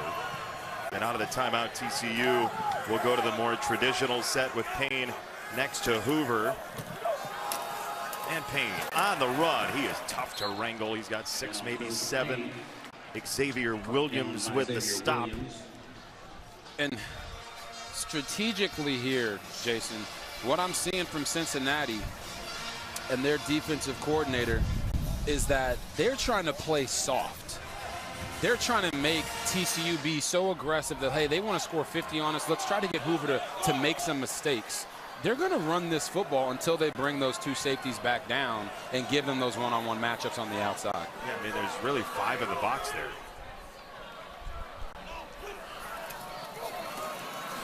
And it's Hoover to throw. He'll come near side. He's got it for Dwyer, who stood up at midfield by the local product, Logan Wilson. It's a gain of 8 and a first down. And Dwyer, you're going to watch him here. He's going to run a hitch. And I want you to watch him at the very top of his route. Watch what he does. Ball's a little bit inside. He jumps inside to protect the quarterback there. Hoover has to put that on the outside. We always say if you throw a ball to the edge and it's inside, it's probably going the other way for a pick 6. Right there, Jordan Dwyer shows you how valuable it is as a receiver to protect your quarterback. It's a delay. It's Payne. He's going to run again. About the 45 is where he ends up. But we were talking to Josh Hoover this week, and we mentioned he's a Texan kid as well, Rockwall Heath High School. He said he grew up in the front yard, and you learn trajectories from so many different places, right? Arm angles, things like that. They had trees in the front yard. And so he learned to throw different routes, different angles by throwing in and around and over tree branches here in Texas. And those trees don't move, so you got to learn how to bend it like Beckham a little bit, and you've seen that from him with his ability to change arm slots and arm angles, which is also reminiscent of his ability as a pitcher in baseball. It's a good point. It's sinker baller. Love to throw inside. He'll hand it off again. 27th run of the day for TCU. It's Payne. He's out of bounds, a first down. More with Alexa. Well, JV, you were just talking about Josh Hoover playing in the front yard. I was able to catch up with his parents before kickoff tonight. His dad, Alex, said Josh would be sitting on the front porch when he came home from work, and he couldn't even change out of his slacks. He had to get right into the game because Josh was ready to go. Even more than that, the Hoover family, faith means so much to them. They tried 6 years for their first child, a daughter. 7 years later had Josh. A year and a half later had their brother. So a miracle that they are here, but the Hoover family is so proud. And where they stand and watch them, they call it the Hoover Hut, JB. Oh, Oh, that's awesome. It better be well insulated, though, tonight. It's cold out there. Great story, Alexa. And Josh Hoover, tremendous football player. Manjack to throw and to nobody. So Dad knows what dedication can mean to a football career. Dad, Alex, was an NFL linebacker for a couple of years. You see him outside the Buccaneers facility as a marker has come in, by the way. Black and white from the 80s? We're dating Alex Hoover here, but those great old Bucs jerseys, the Sam Weish era Tampa Bay Bucs jerseys. He was an Oiler briefly in training camp as well. Check the penalty. It's intentional grounding on Manjack. So just in case you thought you hadn't seen everything in this game, we have intentional grounding on a wide receiver. Trick play's gone wrong. I'm still stuck on Alex Hoover's chin. I mean, that's a linebacker's chin. He's got, that's a Superman-esque chin there. Square. Very aggressive. Yeah. Very aggressive chin. Just like his son throwing the football. Whistle for a moment, and now we'll play. But how cool is that for Hoover and his family? Talk about a miracle baby, and they get to come out here and watch their son drop dimes. He's going to work again, right down the middle. It's Manjack inside the 5. Ball is loose. It's still on the ground and covered up by Dwyer. Touchdown, TCU. Oh my goodness, what a pinball! The question is, was he down? The ball is out. It's a touchdown for now. What a dime from Hoover. Manjack trying to get into the end zone, gets hit, ball comes exposed. Jaquan Sanks punches it out. Yep. Looks like he is not down, and this is why you hustle to the football, ladies and gentlemen. Dwyer isn't just watching his guy go score. He is running down the field just in case something happens. In the field of play, recovered by the offense for a touchdown. Golday rolled over top of it. I don't know that Golday saw it for Cincinnati. That is an enormous game changer, and Dwyer staying with the play, as you said, makes it another TCU touchdown. Manjack's like, yeah. Throw it to me, not make me throw it. So many teach tape things just happened right there. I mean, just an incredible sequence of plays there. Well, Manjack, to be clear, he was a quarterback in high school, so he has played the position. Tomball, Texas, transferred from Houston. He played for Willie Fritz briefly. Logan Wilson is coming off the field, the Dallas kid transferred in from Kansas State, Louisiana Monroe, and North Texas. But Manjack with the touchdown. A big part of that Houston offense, even though they were not pass heavy last year. And again, we said it off the top, like, this is big time house money. Like, let her rip today. Yeah, and Manjack is just a receiver who does all the dirty work. He was their leading receiver last week, 9 catches for 95 yards, chain mover for them, and right there, it was his compadres that did the dirty work to get the touchdown. You could say after those couple plays, you wouldn't do it, but you could say he is a Manjack of all trades. Wouldn't dare do that. Nope. Dwyer trailing the play, on top of it, pouncing for the Horned Frogs. Hoover, your thoughts? Yeah, we'll take it. Drive their lives forward with its Keys to Progress program. TCU, Jordan Dwyer with a touchdown off a fumble into the end zone. 38 points for TCU. This offense is absolutely awoken. Oh, it's on fire, and when you can run the football as effectively as they have, it opens up the entire offense. It's why they do say sometimes like a tight end can be a quarterback's best friend, but the traditional saying is that a running game is a quarterback's best friend. It takes the pressure off of them, and it forces the defense to have to react. And right now, that's what's happening. Uh-oh. The wind has made itself a part of the game. Nothing sadder than a football being knocked off a tee by the wind. Why is that, Jason? It just looks like you're like, oh, you're ready to go. All the energy in the place, and then I'm sad. Will it stand up? Oh, no! A tragedy. A double fall. Second time. Now you got to call the holder in. Now you got to call the holder in. And it just feels like you've been defeated. Yep.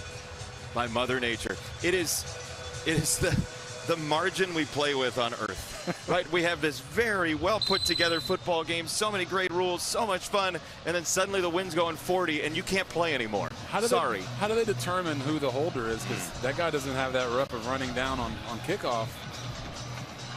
Yeah, it's rock, paper, scissors, you have to imagine. It's Devondre McGee here, who either won or lost the competition. This will be a touchback. Back to the touchdown.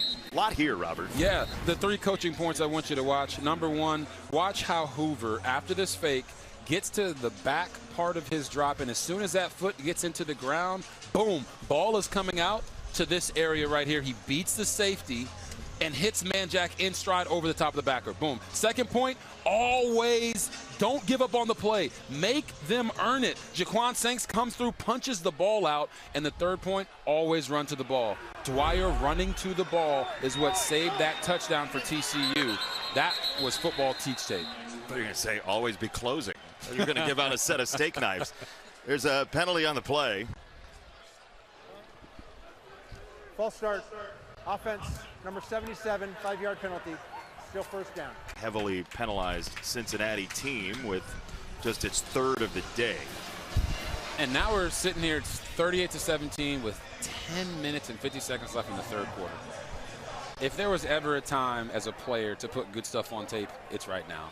Because you could say, well, scouts aren't watching. Yeah, they are. They want to see how you finish at the end of the year when no one feels like you have anything to play for. What do you have inside of you? Is Pryor on the run, can't get outside. Obi Izor spun him down.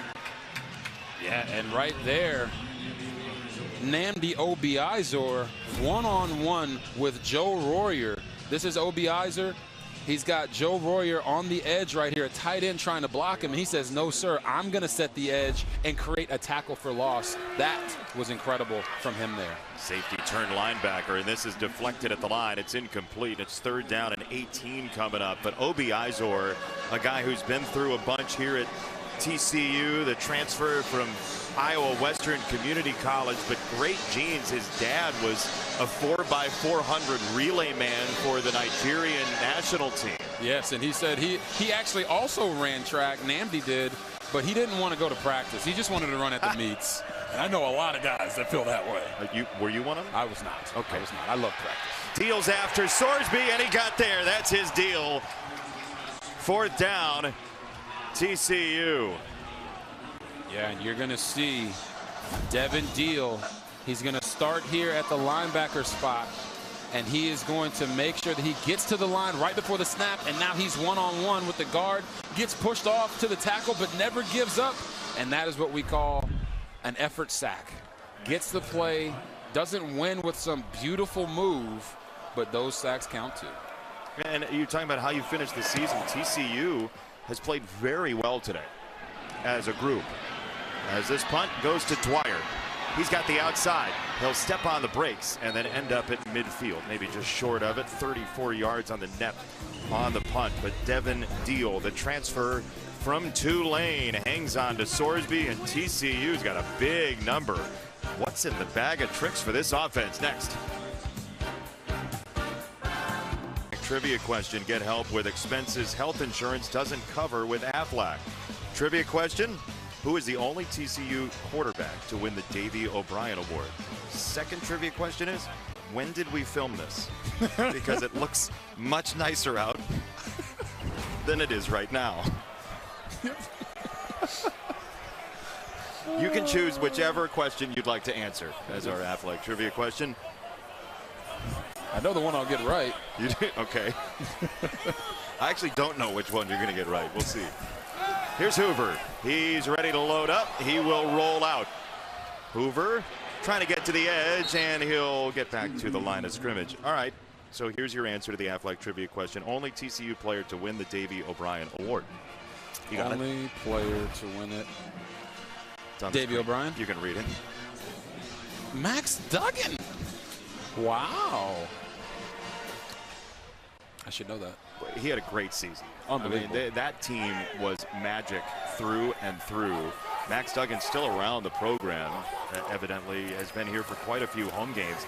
This is Payne, and he will run it, and Payne leaning to the 44. So a little Statue of Liberty-esque for TCU off the fake, and then he curls outside. Hey, we said, you know, you got to take the mask off. Don't leave any of those good plays in your pocket as you go into the offseason. So right there, they got a Wildcat quarterback in Jeremy Payne doing some misdirection. Not going to lie, I love the ballsmanship. I'm a sucker for when it comes to how you can deceive the defense. And right there, that was a very deceptive play. Yeah, hate to prep for them for the bowl game, by the way. Everhart in motion. Hoover will throw it. Coming this way. That's a tough catch for Dwyer. Did he have the foot in? It looks like yes. It's a gain of 11. That's close. Ooh, I don't know. I think that. Now they're going to say incomplete. They changed the call. The initial call was catch. Now they're going to say incomplete. Looks like half his foot might have been out. Boom. Yeah. It looks like it's on the line. Yeah, it looked like in real time, but the call was completion at first. Then they rule incomplete. That's why they tell you when you're near the sideline, don't reach with that foot as you reach with your hands. Reach with the hands, leave the foot behind so that you don't step on the line. Ethan Craw from Tasmania will punt it away. This is only the second punt for Craw. The first one was the muff from Manny Covey to set up a field goal for TCU. No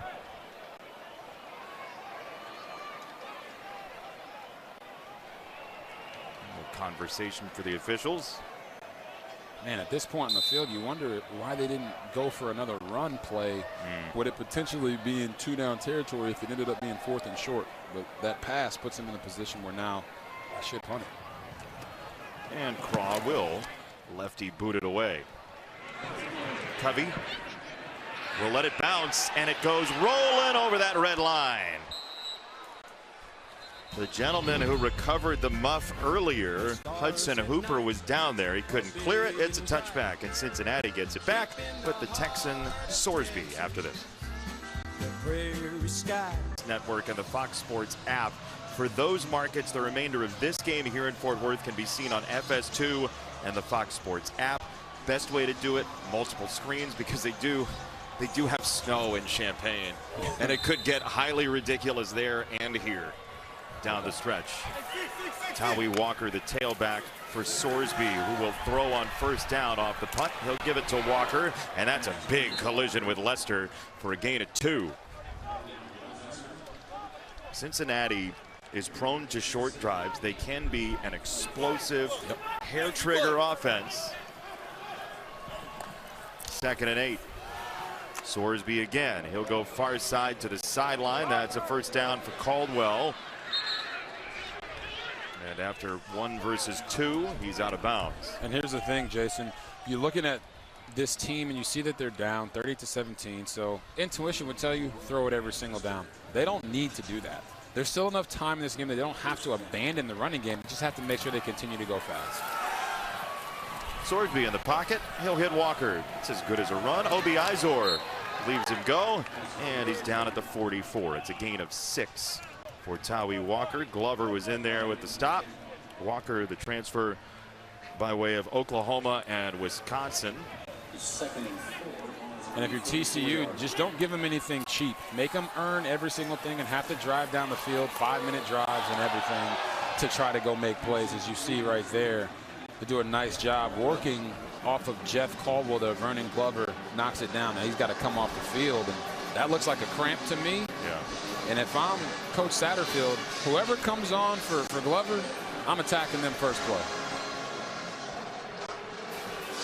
TCU plays so much nickel. They do have a pretty deep defensive backfield. McIver is in 20.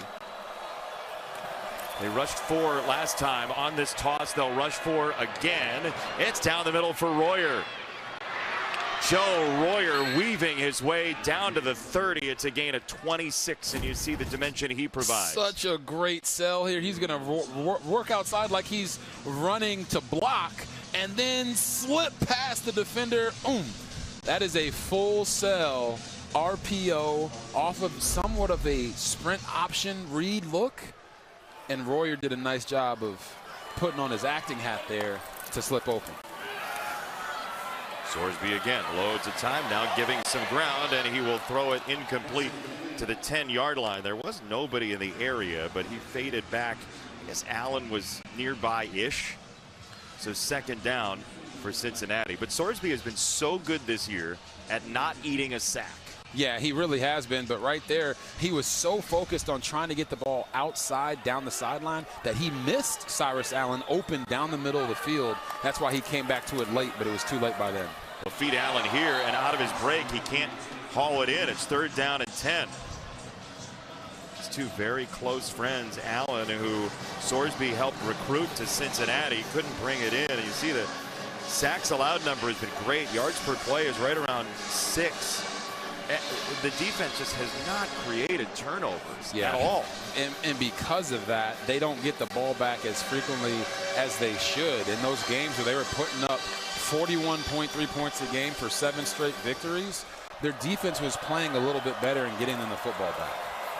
They showed pressure. Now they get there. It's Sorsby on the move. Sorsby darting to the 25, and you would imagine this is a go zone for Cincinnati, down 3 touchdowns. Yeah, it has to be when you're down that much.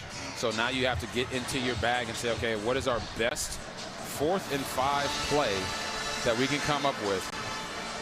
I can tell you who I think they want to work the ball to. It's the guy they always want to work the football to, which is number 4, Cyrus Allen, putting him in the slot and creating mismatches where he has a switch release to get open. And right now, he's right here to the top of your screen. Closest to the formation, as you showed us. Sorsby will throw it. He's got Pryor, who could not make the catch. He got decked by Johnson. He saw Johnson coming, and Pryor never put the ball away. It's a turnover. Woo. Sometimes as a player, you got to make a business decision. And right here, Evan Pryor said, oh, well, please don't hit me. And he hit him anyway. Title game. Heisman hopefuls collide. Julian Sayin and Ohio State. Fernando Mendoza and Indiana. Coverage starts next Saturday, 6:30 Eastern on Fox. And a resilient effort from Ohio State. They go down early, come back. They finally exercise the Michigan Demon, even though they won a national title last year. That was still kind of hovering over. Yeah. And they look scary again, especially defensively. Hoover to throw. He'll rip it far side. He's got McAllister. 2 guys hanging on him. It's a gain of 14. Ohio State, Indiana. What do you think the game looks like? What's the theme of this game? Well, I know if you're Ohio State, you're coming into it and you're saying we got to take away Hemby and Kalen Black to make sure that Indiana is one-dimensional, and you put it all on Fernando Mendoza's arm to make plays happen. For Ohio State, you wonder if Carnell Tate and Jeremiah Smith will be at full strength. I think their offense is different when they are fully healthy.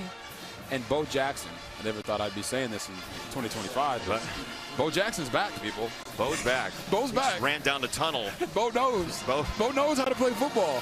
So when you say, what does it look like? It could be a very high-scoring game, despite both teams having very efficient defenses. Yeah, that's what I'm wondering, right? Do you hit that 40 mark, both teams? We'll see. Payne, again, he's had a very nice day. He's a yard short. That's Monte Whedon out of Silver Spring, Maryland, with the stop. But Payne so far over 100 yards already, and we're not to the conclusion of the third quarter. And this is, for Jeremy Payne, I wouldn't say it's a coming out party, but last week he had his first 100-yard game of his career against Houston. Now he comes out here and he's showing that, hey, I'm not just a guy that you can give the ball to 13 times and I'll get 100 yards. I can be the workhorse back. 22 carries in the Big 12 now, that's a lot of bruises in there, and he's showing you that he can carry that load. That's Denman this time. McAllister was the tailback. The inside give to Denman, the freshman, who they like as well. Their plan is to have a pretty loaded running back room here next year. Yeah, they know, Kavorian Barnes is out. Trent Battle's been banged up. So they understand that they have to have a multi-headed monster, especially in today's college football, with injuries being so prevalent and the roster depth not quite being there because of NIL and the transfer portal. So they want to get all these guys some action. As you can see, Hoover, and listen to him again, making these checks at the line of scrimmage to get them into the proper plays.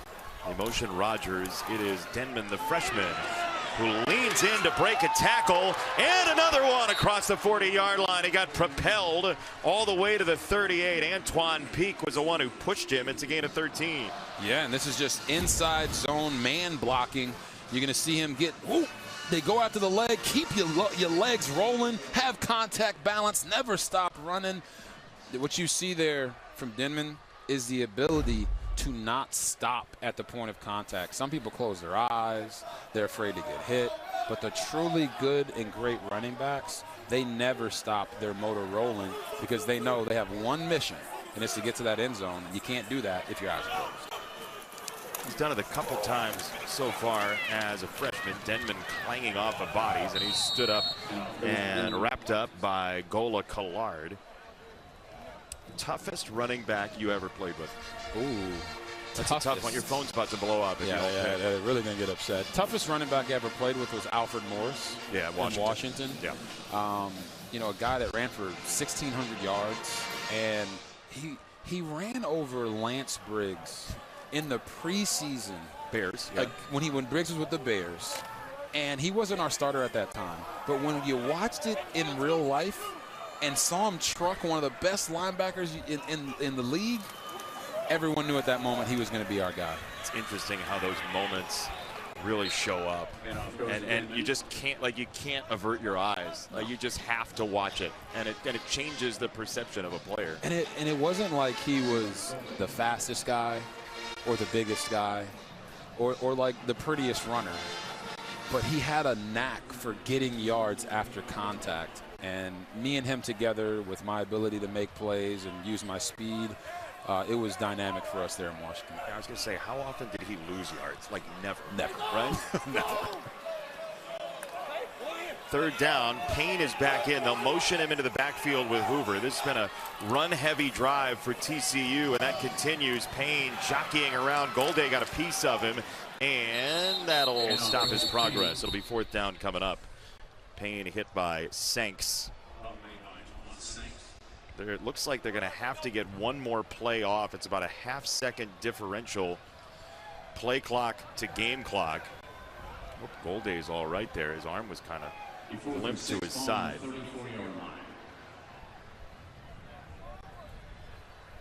Golday, the transfer from Central Arkansas, who has really grown in a couple years at Cincinnati. Fourth down and 6. Some movement at the line, and there's a marker coming in. Let's see, did Cincinnati get in the neutral zone and cause the movement? False start. No. Offense, number 7, 5-yard penalty. Still fourth down. It's on Dwyer.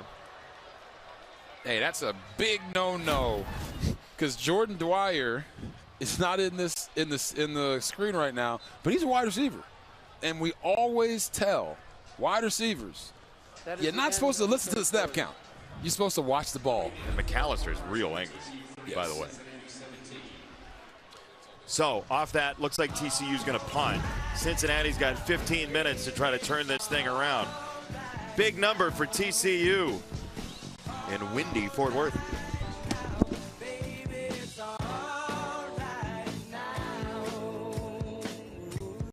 TCU, a big lead.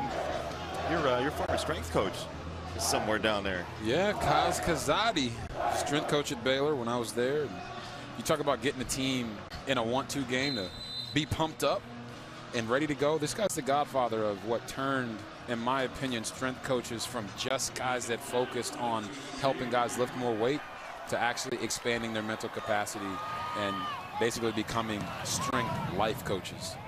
Craw's punt inside the 10. More on Kaz Kazadi with Alexa. Robert, you experienced it firsthand, but head coach Sonny Dykes said sometimes when the coaches are out on the recruiting trail, the strength coaches are the ones around the players the most. Kaz is the guy that'll make you bigger, faster, stronger. Robert, you mentioned it, though. He'll make you a whole person as well. And JB, we got to look at their new human performance and restoration facilities. They've got recovery pods, nutrition centers, snow rooms. So not just a great strength coach, but they have great facilities to go along with it. Let's snow room. Will you flesh that out a little bit for the kids at home, Alexa? What's the snow room? The snow room is like a cold plunge, but you can stand in it a little bit longer. It's 20 degrees. They can make it even colder, and it's real snow. That surprised Robert as well, but you can make a snowball if you want to have some fun. Yeah, they go in there and shovel the snow every day to make sure that it's like refreshed as Johnson ends up out of bounds. Yeah, first of all, snow room's incredible. Never been in something like that. But when you talk about Kaz and his ability, strength coaches spend the most time with the players. It's just a fact. In their growth and development, off-season training, and he is one of the best at his craft of unlocking players' true potential. Deal tailing Sorsby. He's not going to catch him. Sorsby all the way into TCU territory.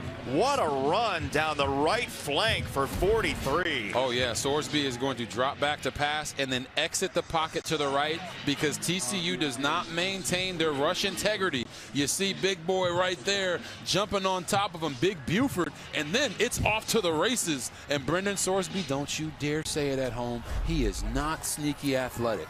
He is just athletic, people. I think people are on their couch just saying sneaky athletic. That's how they spend their Saturday night. Sometimes I think they look at it and they're like, oh, he's kind of sneaky athletic. Watch him here. You see his eyes? Quarterbacks at home, teach tape. When you decide to go, go. Don't worry about it. Don't think, oh, maybe should I? No. You see the hole, hit the hole, get out there, go make a play. That's exactly what Brendan Sorsby did right there. Now he's got 70 yards rushing on the day. After the 4-yard gain, he's going to peel away again. Now he wants to throw it, and he zips it off the ground. It's incomplete. Third down coming up. He short-hopped Goody. And I can tell you what's going on in Brendan Sorsby's mind right now because I've been in this situation where you're down 3 scores, 3 touchdowns, and you're like, I got to find a way to make a play. So he is going to scramble a little bit more and start moving a little bit more because he wants this. He is not giving up. 13 minutes left in the fourth quarter. Most players would have said, all right, it's over. We're just gonna move on to the next game, go to our bowl game and call it a day. He wants to finish this game. He don't care how many fans are in the stands or if it's on the road. And that to me is a testament of a true football player. They've lost 3 in a row. They want to get a win here. Tommy Walker cuts it left. He's got a first down. It's a gain of 9 for Walker. They'll have a bowl game, but going into that bowl season, having lost 4 in a row, just trying to keep everybody engaged, trying to keep everybody in it. A win helps. Especially when you don't know what you're going to get when he comes to the bowl game. Sorsby, oh, what a reaching grab. It is Allen. It's a touchdown if he hung on. Looked like he was in, and he is. Cyrus Allen's 12th touchdown of the year. What a throw. Great play call there as well. You're going to see from the sky cam, Sorsby's eyes are going to move this way to hold the safety to the field. And then he's going to pick on number 2 right here, Jamel Johnson, who got him earlier on 4th down with the running back and drop a dime right over the top of him to Cyrus Allen. Hit him in stride to make that incredible play right there. Boom. To where he can just catch it and run and get into the end zone. If that ball is a little bit behind Cyrus Allen, it's not a touchdown.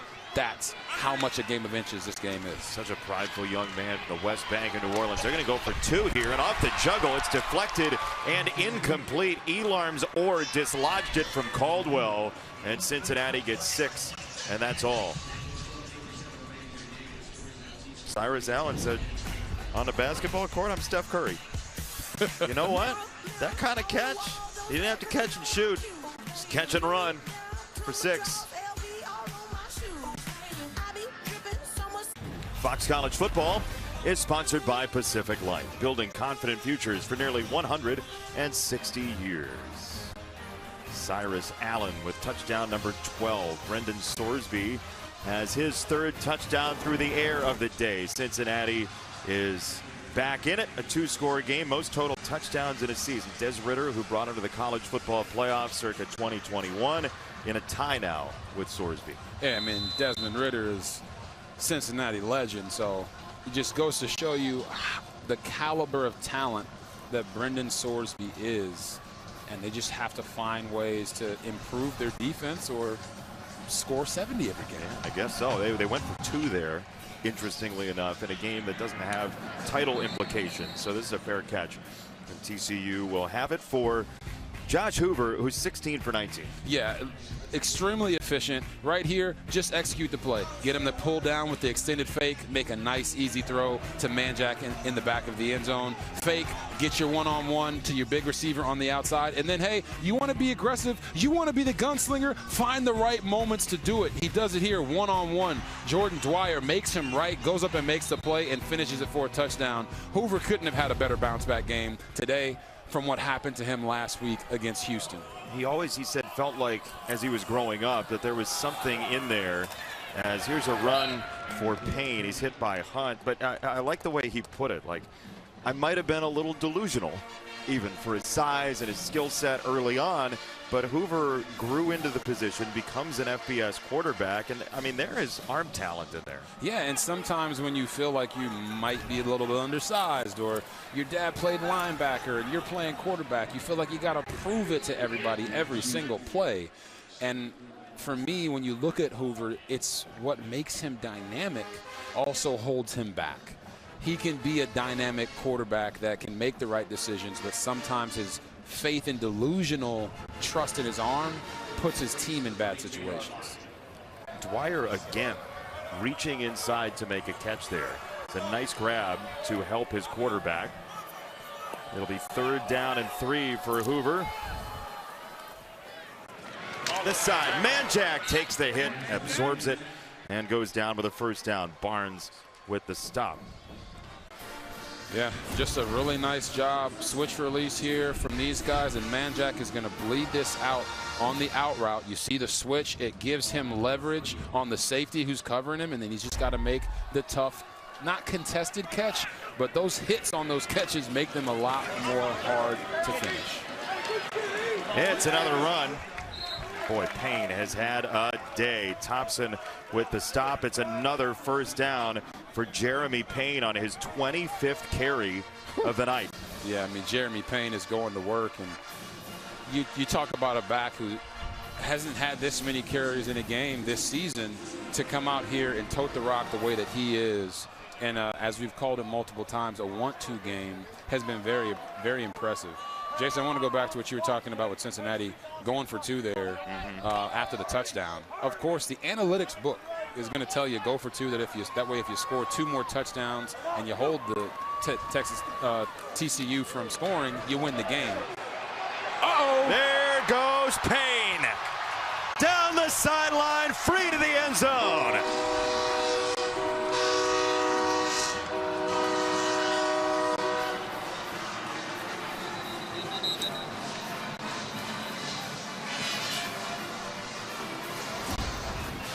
I want you guys to watch the center and the right guard. Colton Deary, number 51, and Cooper Powers, number 77, as they get up, cut off the defense, and get just enough there on the safety to free Jeremy Payne to run down the sideline. And this is why you kick the extra point and stop worrying about what's going to happen in the future. Your defense has to stop him. And right now, Cincinnati couldn't stop a cold. After the play, unsportsmanlike conduct, defense number 98. That 15-yard penalty will be enforced on the kickoff. It's coming unraveled a little bit. But Jeremy Payne with a night to remember for his career. You see the big smile on his face talking to Dwyer over on the sideline. He's been waiting for this moment all season long. A couple backs in front of him. Go down. Yeah, those are the veteran guys. He comes in as a true sophomore and is showing you the speed and the power. I mean, man, 174 yards rushing. That's what you call yourself having a day. Big 45 on the board for the Horned Frogs here in the Metroplex.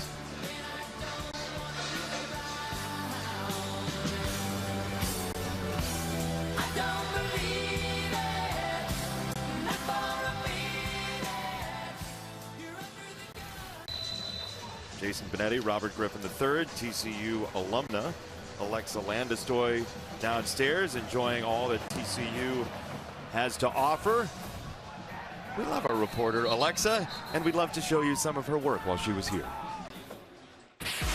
We're talking rifle, baseball, track and field, golf, and basketball. Let's dive into this week's sports report. So who is the player behind the Suavemente walk-up song? We crashed the men's golf team practice, and I'm getting a few strokes in. Turner McLean joins me from the men's golf team. What advice do you have for these young athletes coming up? I think I have really good advice for them. Give it to me. What is it? Frog fans, you better be packing out the Schollmeyer and be loud. 817, we out. Alexa? Aw, you guys surprised me with that one. I was just hugging Bram Kohlhausen, TCU legend right here. It's like taking a trip down memory lane, being back here at the Fort. This place means so much to me. Gave me my start, gave me my first reps here on the sideline. I had a different name, Shaw Landestoy. Now I met my husband here, so a really special place and a special season getting to work with you guys. Thanks for that surprise. You interviewed your husband as part of that reel, did you not? I did. I think I had to do a class project, and it was like this long project. You're like, what are we going to do? Who am I going to talk to? So it's easy. The guy I know, just be like, hey, we got to put your story out there. You know how it is. I got the A's, though. I got the A's. Yeah, that's amazing. Oh, Alexa, well done. Sorsby drops it for Tawi Walker, and down he goes. So the aforementioned hug. This is like right before her report, and they're like, "Yeah, hey, we're going to talk. We're about to talk about you." But hang on. It's no place like home, man. No place like home. It's awesome. We out. 817, we out. Sorsby stepping up, and down he goes. Sacked by Oyewale.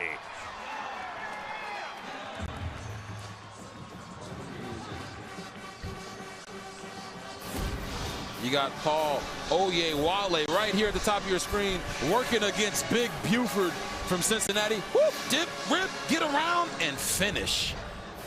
Hey, man, I had some pass rushes back in my day, you know, 8th grade. I know what it looks like. Oh, another time they get there. He'd taken 4 sacks all year. Julius Sims went low. That's 2 on the same drive for Sorsby. And Julius Sims is going to come from outside of the structure. You're going to see him. He's coming from right here. Bends around the edge. Oh, that's not him. He's coming from even farther out. I actually highlighted Caleb Elarmzor there. Sims is coming from even farther out, which the quarterback was not aware of. His eyes were so locked into the box right there. Great defensive call there by Andy Avalos, getting the free runner on the QB. Punter just went down, and markers are coming in from everywhere. Max Fletcher got hit, and this punt goes rolling to the 40-yard line. Sims, by the way, from White House, Texas, where they definitely can churn out football players. That was actually touched. And so let's see what the call is here, because there's a marker down. Cincinnati likely has a first down. The official threw the beanbag. It is going to be TCU football, but for the penalty. So we'll see what the marker is. Defense, Epinos decline. Yeah, running into. So it is TCU football. Yeah, frustrating day for Brendan Sorsby. We saw it early on. A couple of penalties that made him a little disappointed in what was going on. 45-32. 23, I should say. Yeah, Brendan Sorsby's been such a fixer when there's been pressure against this offensive line, which has been very sturdy. He typically gets himself out of it, but 3 sacks today is rather unlike Cincinnati. Yeah, it is, and it's what happens when you go up against another offense that can score at the rate that TCU can when they're on fire. It forces you to have to make some extended plays, and that's what's happened a little bit here with Sorsby holding on to the football. Hoover stays in, and he's going to throw. Feed McAllister a little bit. Look at the dive. He's got 2 yards, and it's our Heisman watch. Sponsored by Nissan, premier partner of the Heisman Trophy. In no particular order or in order? Oh, it's in order. Jacob Rodriguez is #1 on my Heisman list. He leads the best defense in the country, in my opinion, and has been one of the most impactful players in the country on the defense side of the ball. Jeremiah Love, best running back in the country. Yes, he's not leading the country in rushing yards, but he had a spin move 2 weeks ago or last week that was, to me, spun him all the way to #2. Then you look at Fernando Mendoza, what he's been able to accomplish, and Kawan Lacey at Ole Miss. The Heisman is not just a quarterback award, and all these guys are worthy of winning it. Who's on the podcast next week? Joel Klatt is on the podcast now. He can't win the Heisman because he's. You and Joel together on the podcast? Yeah, together on the podcast. Wow. It's going to be interesting. It's a Fox analyst party. What should we talk about? I'd say basketball.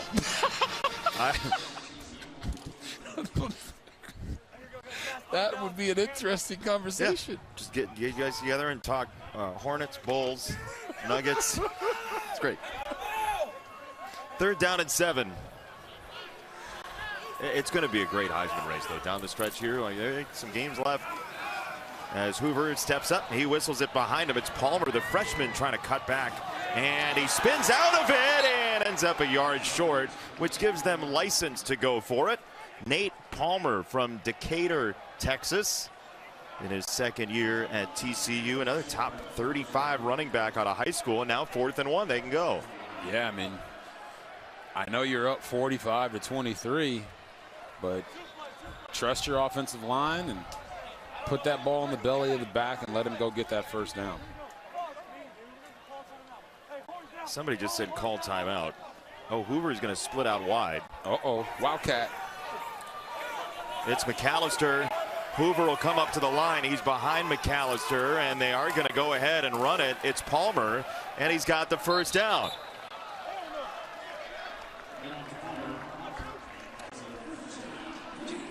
Yeah, TCU's out there getting jiggy with it, bringing out all the bells and whistles. They're going to line up Hoover outside, bring him back into the formation, and then it's a fake to McAllister, hand it off to Palmer underneath. Hey, man, they're letting it all hang out right now. So are you, deep in the vocabulary bag of tricks. It's a 1st down for TCU.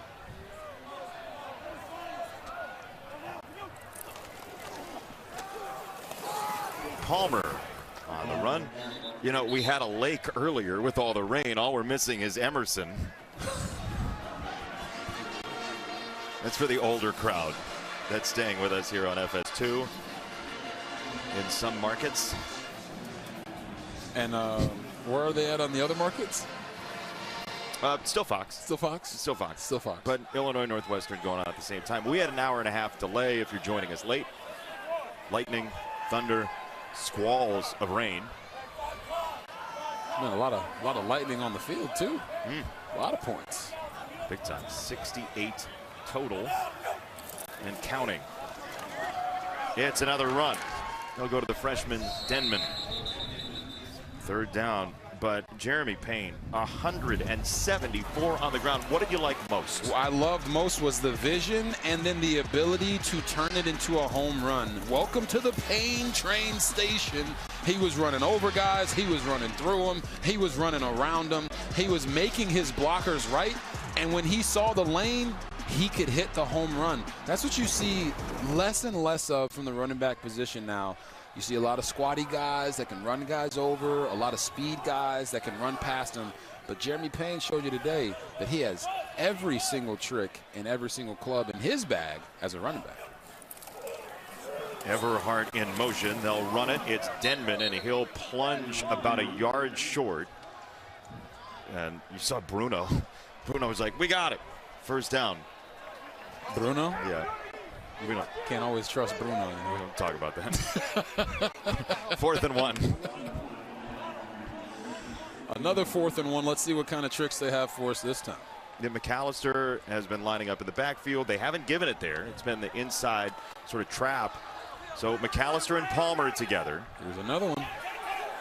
Out of the shotgun, McAllister. Now Hoover motions again. That's a full yard they have to get, and they'll go inside give again. It's Palmer trying to skate away. He gets wrestled down by Williams. 1st down, TCU. And a marker has come in late on the play.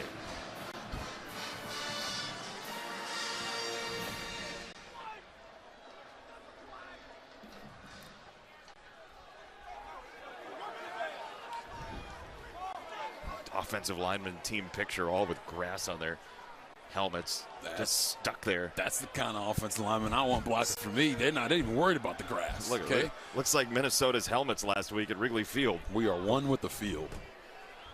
Offensive linemen don't care about being pretty out there. They just want to move people against their will. I mean, you got to take that thing to the auto body shop. You got dents in there. First down. After the play, unsportsmanlike conduct, number 1, unnecessary roughness, 15-yard penalty, will be 1st and 10. So it's 15 yards after the play, 1st and 10. That is number 1's first unsportsmanlike of the game. So they're calling it on Eric McAllister, number 1, after the play for the excessive block. Yeah, it was excessive. Yeah. There's nothing else to say there. Let's check in with Dean Blandino. Dean, no, we got this one, Dean. Don't worry about it. Finish your sandwich. Yeah, that was clear and obvious.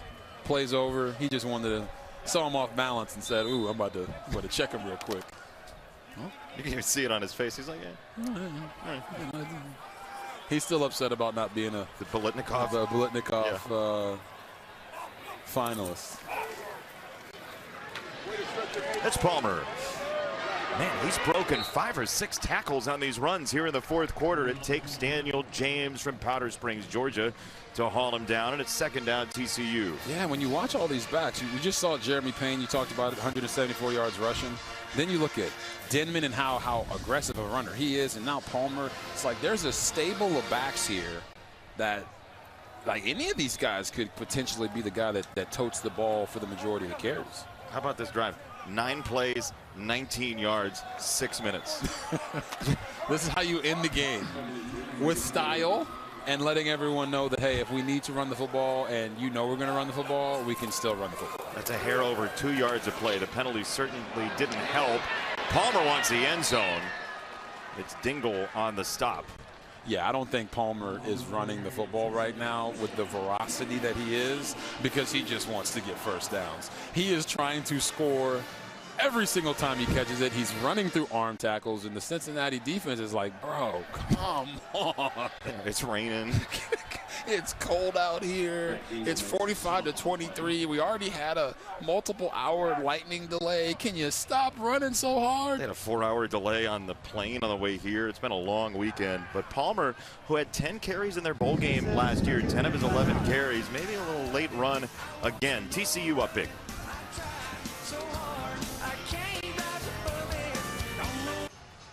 Our game summary is sponsored by Pacific Life, building confident futures for nearly 160 years. That's not all the water we saw in this game, but before the rain came, Josh Hoover was on target. Then this. Yeah, he was on target, and then he came back and was even more on target, giving his receivers an opportunity to go make plays for him. You know, hitting his guys down the seams, and hey, fumble, but guess what? Jordan Dwyer again. HBO, help a brother out, recovers a fumble for a touchdown, and then it was just more and more Jeremy Payne. Story of the day, run the football effectively, opens up the rest of your offense. This is an offensive coordinator's dream, and to be quite frank with you, we focus so much on the players.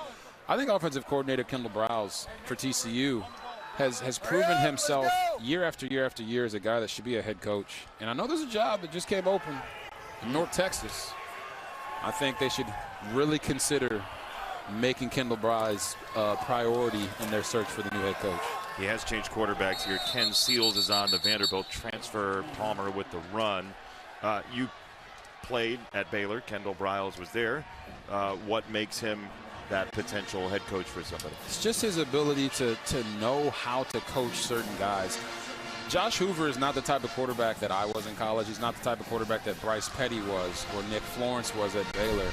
Kendall's been everywhere. He's been at Florida State, at FAU. He was at Ole Miss. You know, him being here and working with so many different quarterbacks, his ability to give them answers. And when you go to North Texas, they're expecting someone to come in and score points just like Eric Morse did.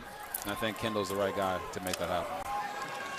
They'll run it again. Palmer is tripped up and dropped. It's 3rd down coming up. TCU is going to finish 8-4. Cincinnati, again, down the stretch, faltered 4 losses in a row. But Josh Hoover is still reenacting the penalty from earlier in the game. Because he knows that Coach Dykes is going to be on him. Hey, we can't do this as a team.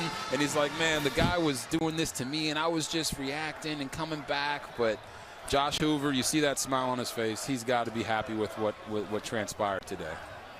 You know, in a game like this, you say, okay, 7-4, 7-4, what does it matter? It's the whole world for these players. Like, that penalty happened hours ago, and it's all Josh Hoover can think about right now, up 45-23. So, yeah, there's not always a title on the line as the ball, oh boy, we have a scrum in a big way at the final horn here. And Cincinnati and TCU are going to have to be separated to close this game. 45-23 is going to be the final score. Win number 8 for the Horned Frogs.